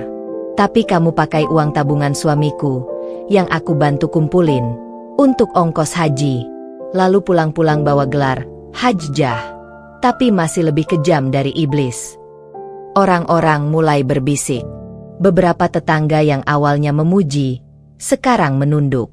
Saudara jauh saling pandang. Bahkan adik-adik iparku kini mulai gelisah. "Kamu jangan kurang ajar ya, Vina. Kamu ini mantu durhaka. Berani sekali kamu ngomong gitu ke saya." Aku menatap tajam. "Durhaka? Aku durhaka karena membela diriku sendiri? Karena akhirnya aku buka semua kejahatanmu? Kalau memang ibadahmu tulus, kenapa setelah pulang malah makin menghina orang lain?" Aku maju selangkah. Maju lagi. Di tangan kananku ada selembar kain ihram yang sejak tadi tergantung di sisi foto besar mertuaku saat di tanah suci. Tanpa ragu, aku tarik kain itu. Dan di depan semua orang, aku robek kain ihram itu dengan satu tarikan kuat. Kain itu terbelah dua. Teriakan histeris memenuhi ruangan. Salmah berteriak seperti kerasukan. Tapi aku tak takut. Inilah simbol kemunafikanmu. Kain ihram ini tidak akan menyelamatkanmu dari kebusukan hatimu. Semua tamu di sini perlu tahu, gelar Hajjah MU tidak lebih dari topeng. Dan hari ini, topeng itu sudah aku cabik. Semua membisu. Tak ada satupun yang bisa menyanggah. Bahkan suamiku Yoga, yang selama ini membela ibunya mati-matian, kini hanya tertunduk. Tangannya gemetar. Ia tahu, pernikahan kami benar-benar sudah tak bersisa. Dan hari itu, aku bukan lagi Vina yang diam. Aku adalah Vina yang menghancurkan topeng palsu mertuanya di depan dunia. Tenda besar itu kini sunyi. Bahkan napas pun terdengar menggema. Robekan kain ihram yang kubuat di babak sebelumnya kini seperti simbol pecahnya benteng kesucian palsu yang selama ini dijaga mertuaku mati-matian. Di tengah keramaian yang membeku, aku berdiri dengan dada membusung, mata yang tidak lagi menyimpan air mata, melainkan bara. Bara dari 10 tahun penindasan yang selama ini dikubur dalam senyum palsu dan tangis sunyi. Salmah terisak.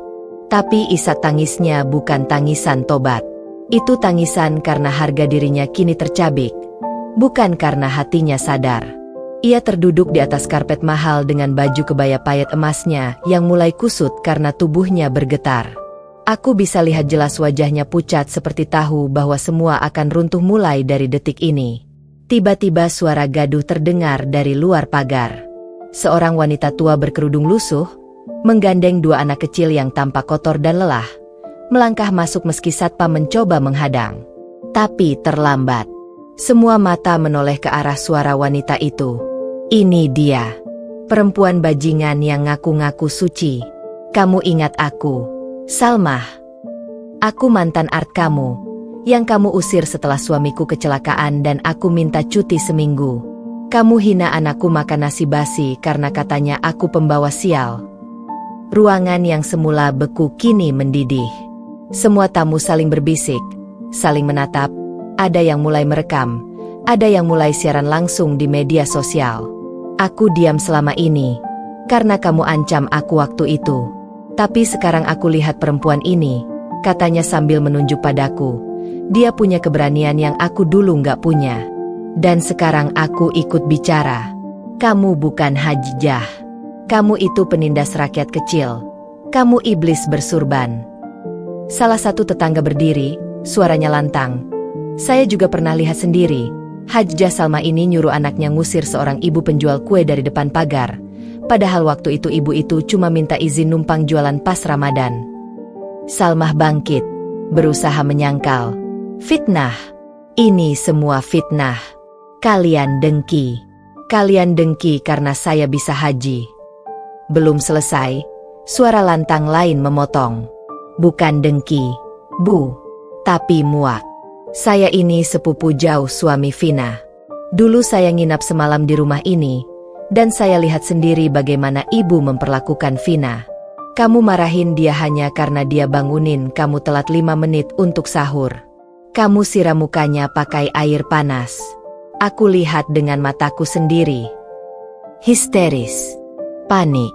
Muka Salmah tak lagi bisa ditutup bedak. Semuanya terbongkar. Bahkan Yoga kini berdiri dengan mata merah, bukan karena ingin membelaku, tapi karena ia sadar betapa keluarganya kini benar-benar telanjang di hadapan semua tamu. Dan aku hanya tersenyum. Aku keluarkan ponsel dari tas. Aku buka folder yang selama ini kusembunyikan.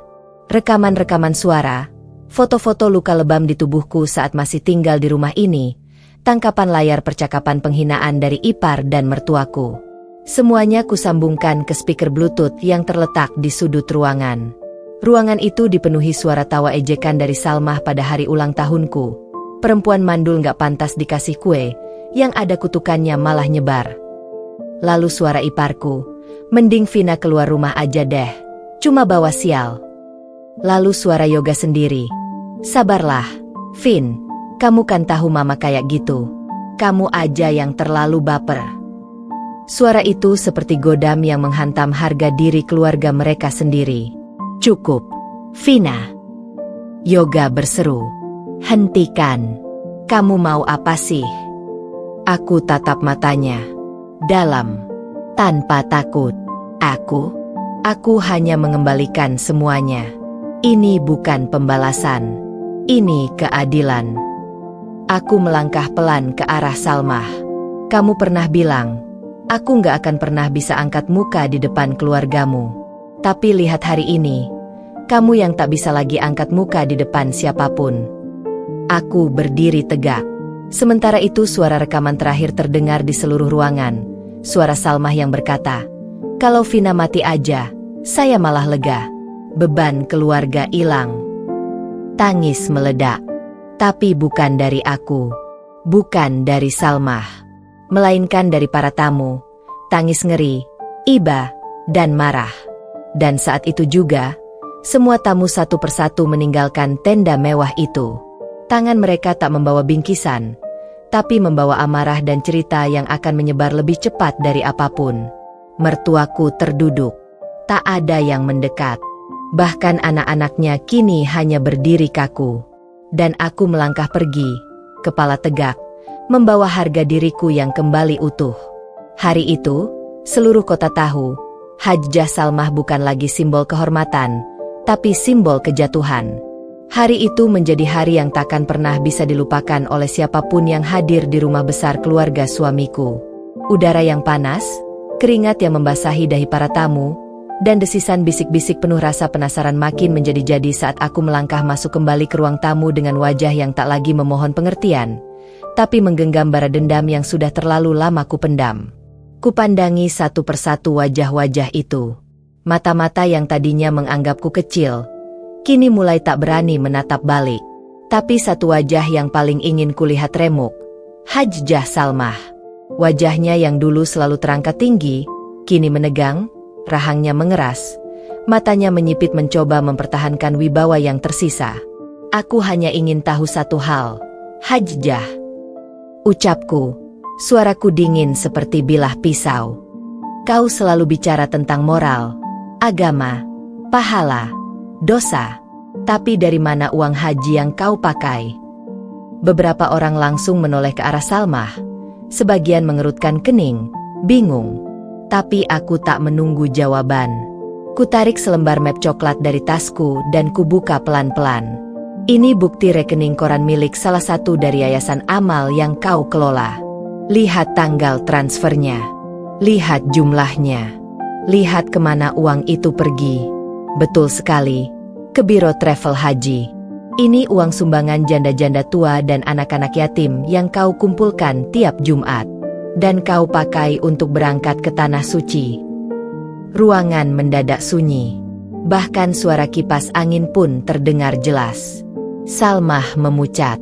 Bibirnya mulai gemetar. Tapi aku belum selesai.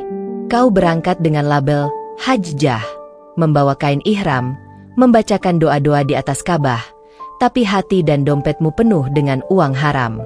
Kau pikir kau bisa beli surga dengan uang hasil menindas orang lain? Seorang paman dari pihak suamiku yang duduk di pojok ruangan langsung berdiri. Astagfirullah, Salmah, ini benar? Uang yayasan. Salmah tak menjawab. Ia hanya duduk. Tangannya mencengkeram sisi kursi seperti hendak roboh.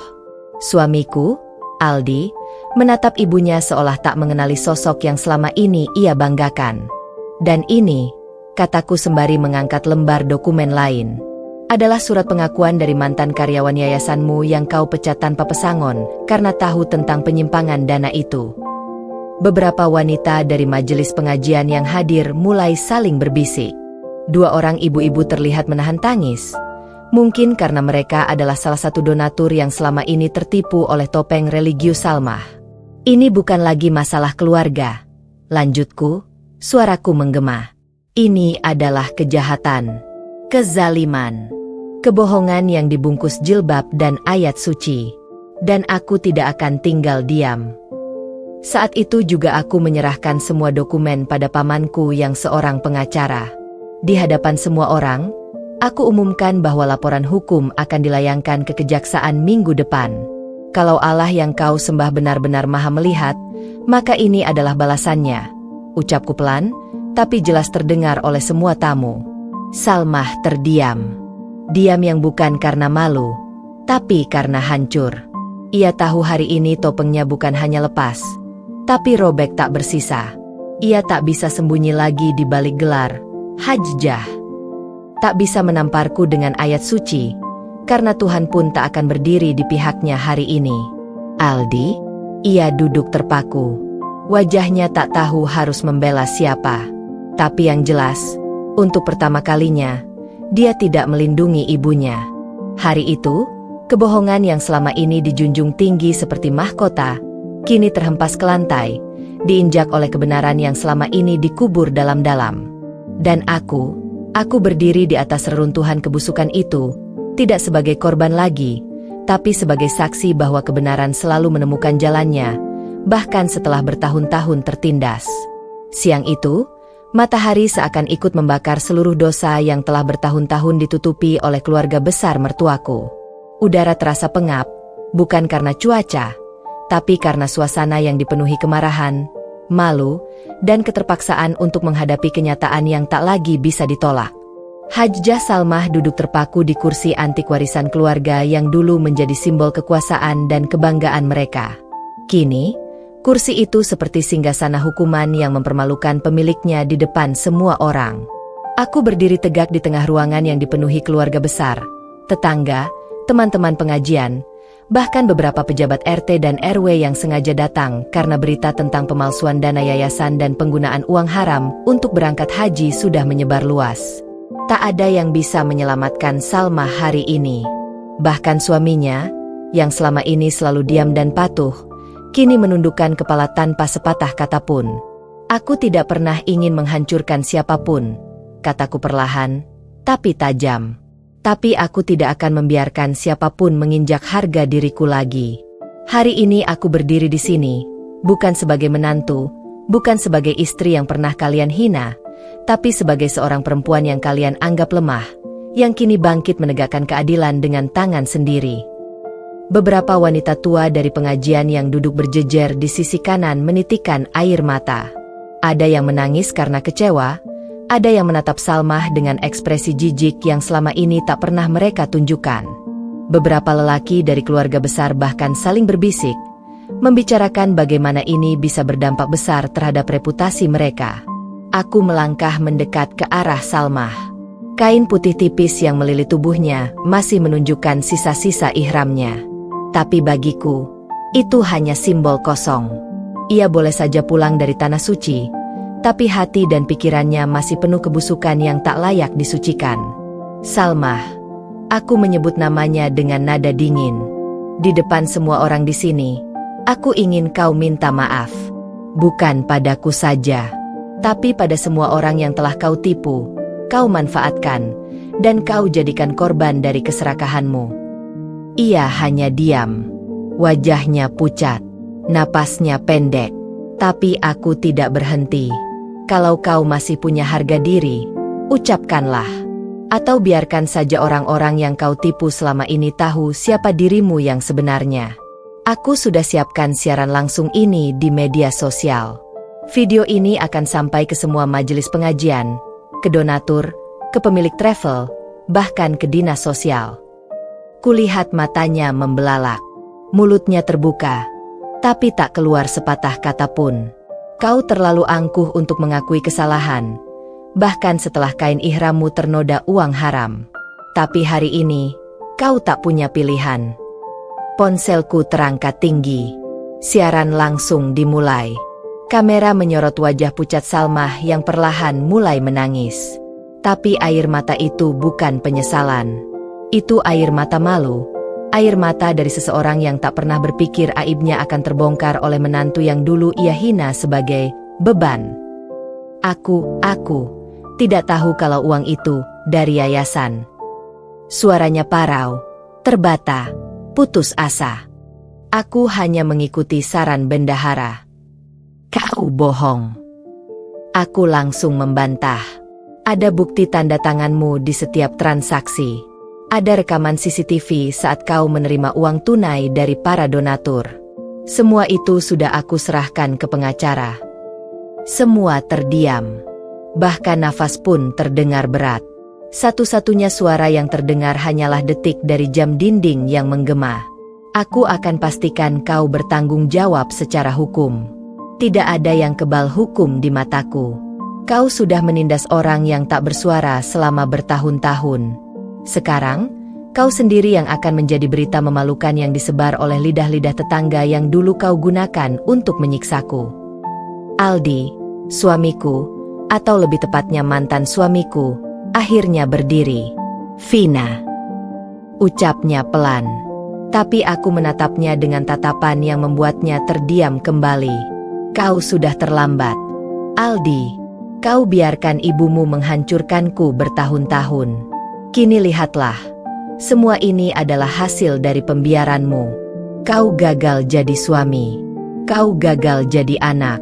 Dan sekarang, kau akan gagal jadi lelaki karena tidak mampu bertanggung jawab atas semua ini. Aku melangkah keluar. Tapi sebelum itu, aku menatap Salmah sekali lagi. Semoga sholat syalatmu bisa menyelamatkanmu. Tapi jangan harap dunia akan diam. Aku akan bawa ini ke media, ke pengadilan, dan ke hati semua orang yang kau sakiti. Karena keadilan yang tak kau berikan padaku dulu, sekarang ku tegakkan dengan tanganku sendiri. Aku meninggalkan rumah itu dengan langkah tegas, membiarkan kamera merekam semuanya. Membiarkan semua saksi menyaksikan bagaimana ratu di rumah itu kini jatuh tersungkur di lumpur aibnya sendiri. Dan aku tidak menang hari itu. Aku menang karena tidak pernah menyerah. Pagi itu seharusnya jadi hari yang sakral. Hajjah Salmah mengundang seluruh keluarga besar dan tetangga untuk datang ke rumahnya dalam rangka tasyakuran atas kepulangannya dari Tanah Suci. Ia berjalan begitu angkuh di antara para tamu, mengenakan busana serba putih yang ia klaim dibeli di Mekah. Dengan senyum palsu dan kata-kata manis di depan semua orang, ia duduk di kursi khusus yang dihias layaknya singgasana. Tapi aku tahu isi hatinya. Aku tahu betapa kotornya niat dan kepura-puraannya. Tak ada ucapan syukur dari mulutnya selain celaan kecil yang dibungkus basa-basi tajam. Ah, sayang, Vina nggak bisa masak enak-enak gitu ya buat acara besar kayak gini, katanya sambil terkekeh di depan para tamu. Mereka ikut tertawa. Tak tahu racun sedang meluncur dari lidahnya yang katanya baru pulang dari haji. Tapi hari itu bukan hari untuk Hajjah Salmah bersinar. Hari itu adalah hariku. Hari pembalasan untuk bertahun-tahun penderitaanku. Dengan langkah pasti, aku berdiri di tengah majelis, mengambil mikrofon yang semula digunakan untuk mengaji. Tanganku dingin, tapi hatiku membara. Boleh aku bicara, Hajjah? Tanyaku, suaraku bergetar tapi tegas. Semua mata tertuju padaku. Hajjah Salmah menegang. Kamu mau apa? Vina, ini bukan waktumu bersuara. Tapi aku tak peduli. Aku buka suara tentang semua kebusukan yang selama ini ditutupi. Tentang fitnah yang ia lontarkan padaku. Tentang uang haram yang ia gunakan untuk naik haji, tentang perlakuan kasarnya terhadap cucu-cucunya, tentang betapa hajinya tak lebih dari topeng agar bisa disebut suci oleh tetangga. Wajah para tamu berubah pucat.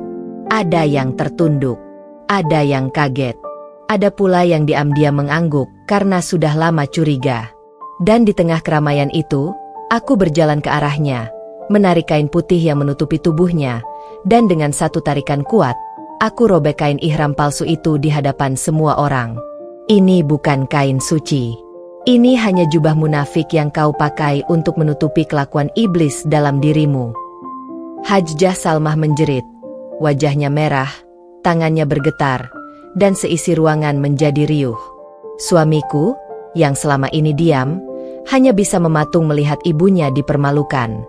Tak ada yang bisa membelanya karena semua yang kusampaikan adalah kenyataan yang mereka tahu, tapi tak pernah berani mereka ucapkan. Aku tak menangis. Tidak kali ini. Aku menatapnya dingin. dengan napas teratur. Dulu aku yang kau permalukan di depan semua orang. Hari ini, aku cuma kembalikan apa yang kau tanam. Hajjah Salmah terduduk. Tak ada satupun tamu yang berani menolongnya. Ia tersungkur bukan karena kainnya robek, tapi karena harga dirinya hancur berkeping-keping di depan keluarga besar yang selama ini ia kendalikan dengan dusta dan arogansi. Aku pun melangkah keluar, melewati tamu satu persatu. Tak ada yang berani menatap mataku. Mereka tahu, aku bukan lagi menantu yang bisa diinjak. Aku adalah wanita yang akhirnya berdiri. Dan setelah hari itu, tidak akan ada lagi yang berani menyebutku lemah. 1 minggu telah berlalu sejak hari di mana aku berdiri di tengah majelis dan merobek kain palsu mertuaku. Sejak hari itu, suasana rumah besar mereka seperti kuburan. Tak ada lagi tamu yang datang, tak ada lagi hajatan, tak ada lagi suara angkuh Hajjah Salmah menggema di dinding rumah. Hajjah Salmah mengurung diri, menolak keluar kamar, bahkan menolak makan selama 3 hari pertama. Kabarnya, ia syok berat. Tapi aku tidak peduli. Itu bukan dendam. Itu adalah keadilan. Ia sendiri yang menabur duri. Aku hanya mengembalikannya. Suamiku, mantan suamiku, akhirnya datang menemuiku. Dengan wajah lusuh, ia berdiri di depan rumah kontrakanku. Ia bukan lagi laki-laki sombong yang dulu membela ibunya mati-matian. Hari itu, ia datang sebagai pria kalah. Sebagai anak lelaki yang melihat ibunya akhirnya dihancurkan oleh arogansinya sendiri. Vina. Ucapnya pelan, nyaris berbisik. Aku minta maaf. Aku hanya menatapnya lama. Di matanya, ada penyesalan yang telat. Tapi aku bukan lagi wanita yang berharap pada hatinya yang dulu beku. Aku bukan milikmu lagi. Bukan menantunya. Bukan istrimu. Dan bukan perempuan bodoh yang akan kembali ke rumah neraka itu hanya karena kata, maaf. Jawabku tenang. Aku tahu. Aku nggak berharap kamu kembali. Aku cuma ingin bilang, kamu benar. Kamu memang jauh lebih baik dari apa yang pernah kami perlakukan. Aku tersenyum. Senyum ringan. Bukan karena bahagia, tapi karena lega. Akhirnya kamu lihat itu juga. Ia hanya menunduk dan pergi. Tak ada pelukan. Tak ada tangisan. Hanya keheningan yang seakan menutup bab besar penuh darah, air mata, dan luka batin yang kularungi bertahun-tahun. Setelah kejadian itu, aku memilih pindah ke kota lain bersama anak-anakku. Aku bekerja dari bawah lagi, namun dengan tenang, tanpa tekanan. Aku tak lagi bangun dengan suara bentakan mertuaku. Tak lagi pulang dengan mata sembab karena dipermalukan. Aku bebas. Aku tidak membenci mertuaku lagi. Aku sudah melepas semua itu. Tapi aku tidak akan pernah lupa. Karena luka tidak selalu untuk dibenci. Kadang luka hanya perlu diingat, supaya kita tahu, kita pernah selamat dari kobaran api yang ingin membakar kita hidup-hidup. Dan Hajjah Salmah, biarlah ia hidup dalam bayangan dari dirinya sendiri. Dulu ia dihormati karena kain ihram.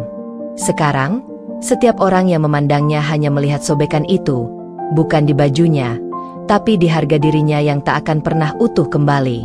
Hari itu, di kota baru, di rumah kecil dengan anak-anak di pelukanku, aku menatap langit dan berbisik pelan. Terima kasih, ya Allah, telah mengangkatku dari tempat paling rendah, dan mengajarkanku berdiri dengan kepala tegak, tanpa harus membalas dengan cara yang kotor, tapi cukup dengan kebenaran yang tajam, dan keberanian untuk mengucapkannya. Buku luka ini kututup, dan hidup baru pun dimulai. Selesai.